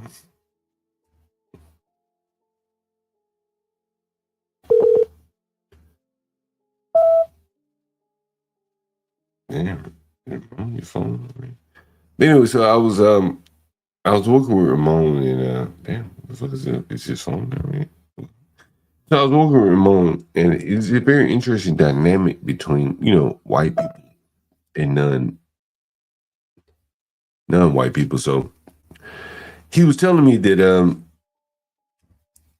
him and Adam had like a minor disagreement, but he felt like Adam tried to punk him. And a lot of these Hispanic men are very like proud. And you can't punk them in a way that you might talk to a white man. And I remember him saying to me, he said, Mr. John Gall, we brothers, man, we know how to talk to each other. And we've been working with each other for years, you know what I'm saying?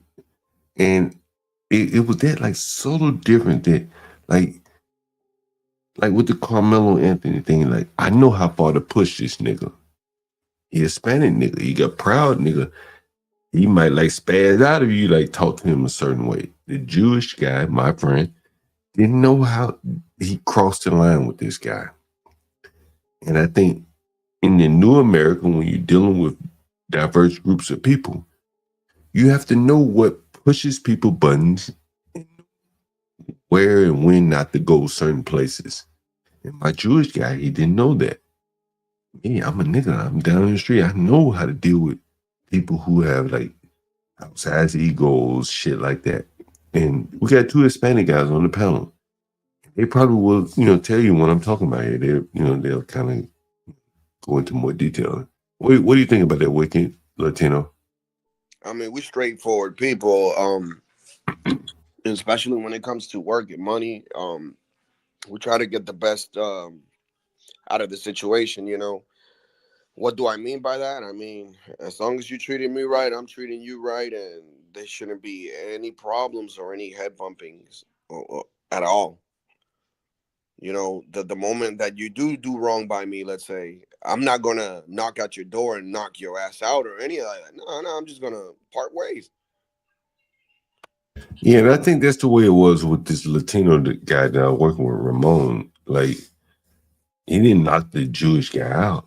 He was like, yo, I don't like the way you talk to me. I ain't fucking with you anymore. And he came to me at that point. He's like, yo, John Gall, we I can't remember the word to use, but basically saying we're not white. There's a thing. I'm sorry, but there's a phrase that we use all the time, and in Spanish, and when we speak our language, basically we say, it's your loss. That's what we say. Even if we quit or get fired, we say it's your loss, because the way we see it is you losing out on a good employee, you losing out on a good person, you losing out on somebody that was always on time. You get what I'm saying? So we don't take it as oh damn, this person. Yeah, I see what you're saying. Yeah. Yeah. Yeah, that's very interesting. Wicked, what do you think?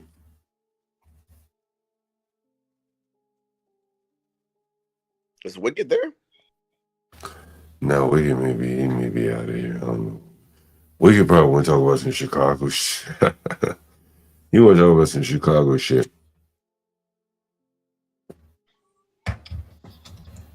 Yeah, man, I don't know. It's just It's a different type of sense of pride, if you want to say pride. And this, you think I'm having a psychosis here? Nah. No psychosis. Mm-hmm. So I just move on to the next, man. What do you gain off of bitching and complaining and moaning? I'm supposed to be charging nigga. How much I'm charging that nigga? I'm gonna charge him. I want to get this nigga up. Like, okay, here's something interesting I want to tell you guys.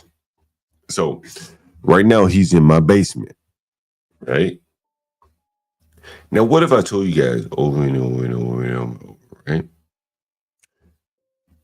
The basement is that, it's that crown jewel. You can't have niggas and shit like that in your basement. Like, it's like your bunker. So what I'm gonna do is charge him a higher price for the basement than upstairs. You get the same amenities. What I want is the nigga to make the choice to go upstairs. So here's what we're gonna do. We're gonna charge him a higher price for the upstairs, for the basement than upstairs, and we're gonna make him go upstairs. That way, he can be fucking short on his goddamn rent. I'm gonna cut that fucking water off to that nigga. You know what I'm saying? Strong arm. You know what I'm saying? I cut that nigga. Send him back to Africa. So you watch what I'm about to show you niggas like in practice. Yeah. I'm gonna make the nigga walk into the lion's den. I'm gonna make him walk right into the lion's den by giving him a deal to get him upstairs. So if he fuck up, strong army. Going back to Africa, nigga. You're African American, ain't you, nigga? See if you can chop suey in Africa, nigga. They take you back to Puerto Rico, man. Do they got any sauciers in Africa, nigga? Hey, do they got any sauciers in Africa? You think they got sauciers in Africa? They could be a saucier in Africa. Saucier. You work at hotel. You can work at Hotel Rwanda. He could be on the side of the road, saucier, making sauces on the side of the road. Hotel Rwanda. No, yeah, I'm a moody nigga. So I'm gonna say, look, bro, I got a deal for you upstairs, nigga. Cause you fuck up, I'm gonna send your ass black to Africa, right? Black, I'm gonna call it black to Africa. He's like, we could give you the Rwanda package. That nigga way right on me calling right now. Right, nigga, I call your ass whenever. No. The Rwanda You package. You gonna pay that? Yeah, the Rwanda package comes with a shit bucket. Yeah.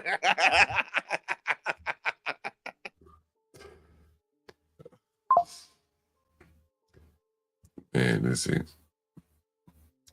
I'll make niggas sweat a little bit. Fuck it. You might be listening to me and shit. The Rwanda package comes with a bucket. Comes with a bucket. Your nigga is a psychiatric ward and shit. Wait a minute, we figured out who the fuck owe me some money. What that nigga say? What did he say? He sent me money by Cash App. Maybe time that nigga re-up. Nigga gotta go back to the dope man, re-up. Yeah, they call him that nigga. I can't remember when the fuck he sent me the money. I don't know, but we're gonna figure it out.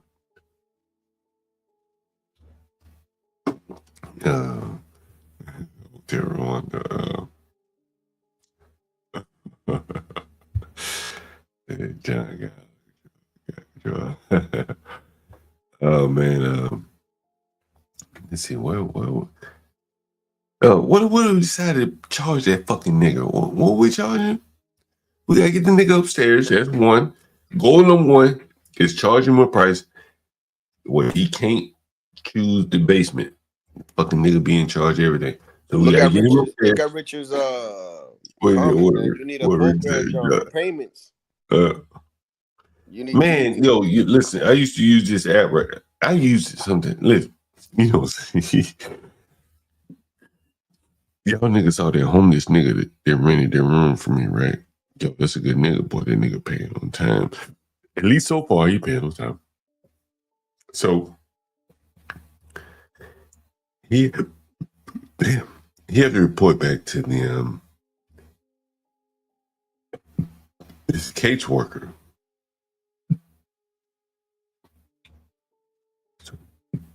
Damn. So I have to use this app, right? Let me show you the front page. I don't have to, but I use it anyway.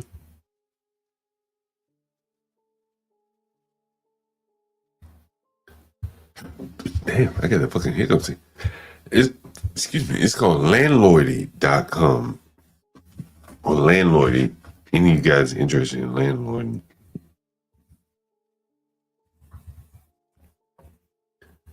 This is what I use here. Landlordy. Damn, I got the fucking hiccups here. What the fuck? Here's what I use. Yeah, it's a pretty good one, right?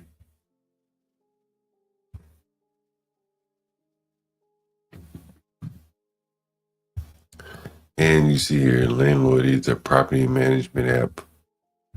Excuse me, damn, what the fuck?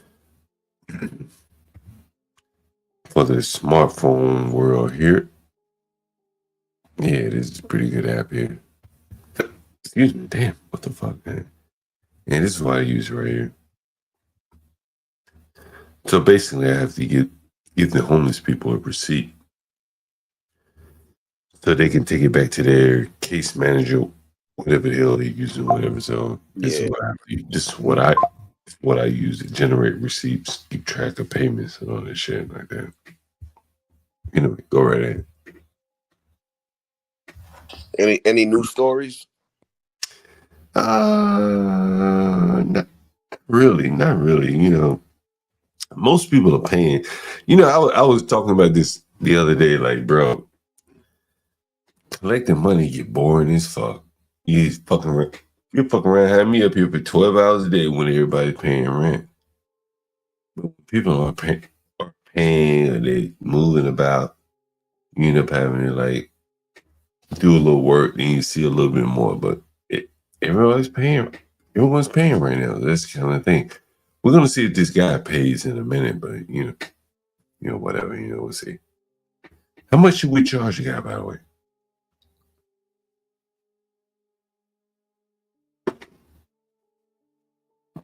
No thoughts? I'm thinking about $70 a day would be how much?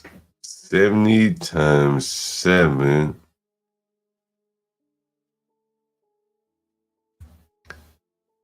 $70 times 7. That's 70 to the power of 7. Excuse me, what the fuck?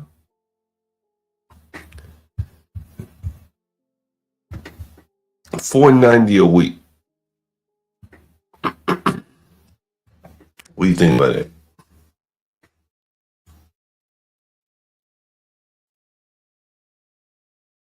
Oh, excuse me. He's paying $80 a day right now for 3 days.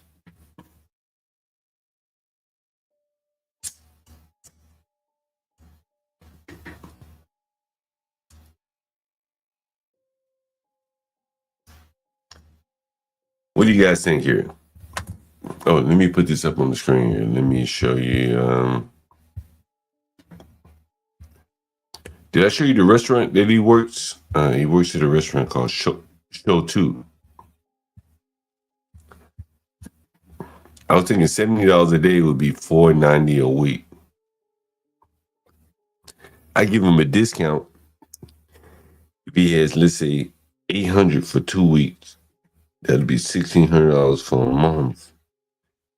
Excuse me, or you can pay $490 a week. That's, let's just say $2,000 for a month, right? Give or take. That's a good deal. Yeah, we're gonna do this, but what should we do? It's upstairs. That's right, because we want to get him to go upstairs. So maybe we need to go 75 downstairs, which would be 525, and 70 upstairs, which would be 490. That's about it. $85 a week, give or take. I think he'll go upstairs for $85 a week. And that's what we want. But if he wants to stay downstairs, then you're gonna have to pay a hell of a premium. So what did we say? 70 times 70 or how much? What is it? 75? Yeah, 70 or 75.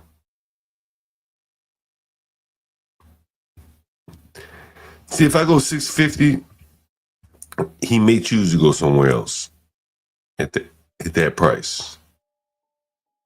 I do want to keep him in the fold, and I do want him to pay a weekly price. So, because the weekly is where the money is, and like buying a quarter of an ounce versus a whole ounce. I want the nigga to buy quarters. You understand? Excuse me. The quarter ounce is a lot more. There's a little bit more money, in shorter intervals. There. Damn. Yo, give me 1 second. Let me play a commercial or something. Give me a sec. Give me 1 fucking second. Give me 1 second.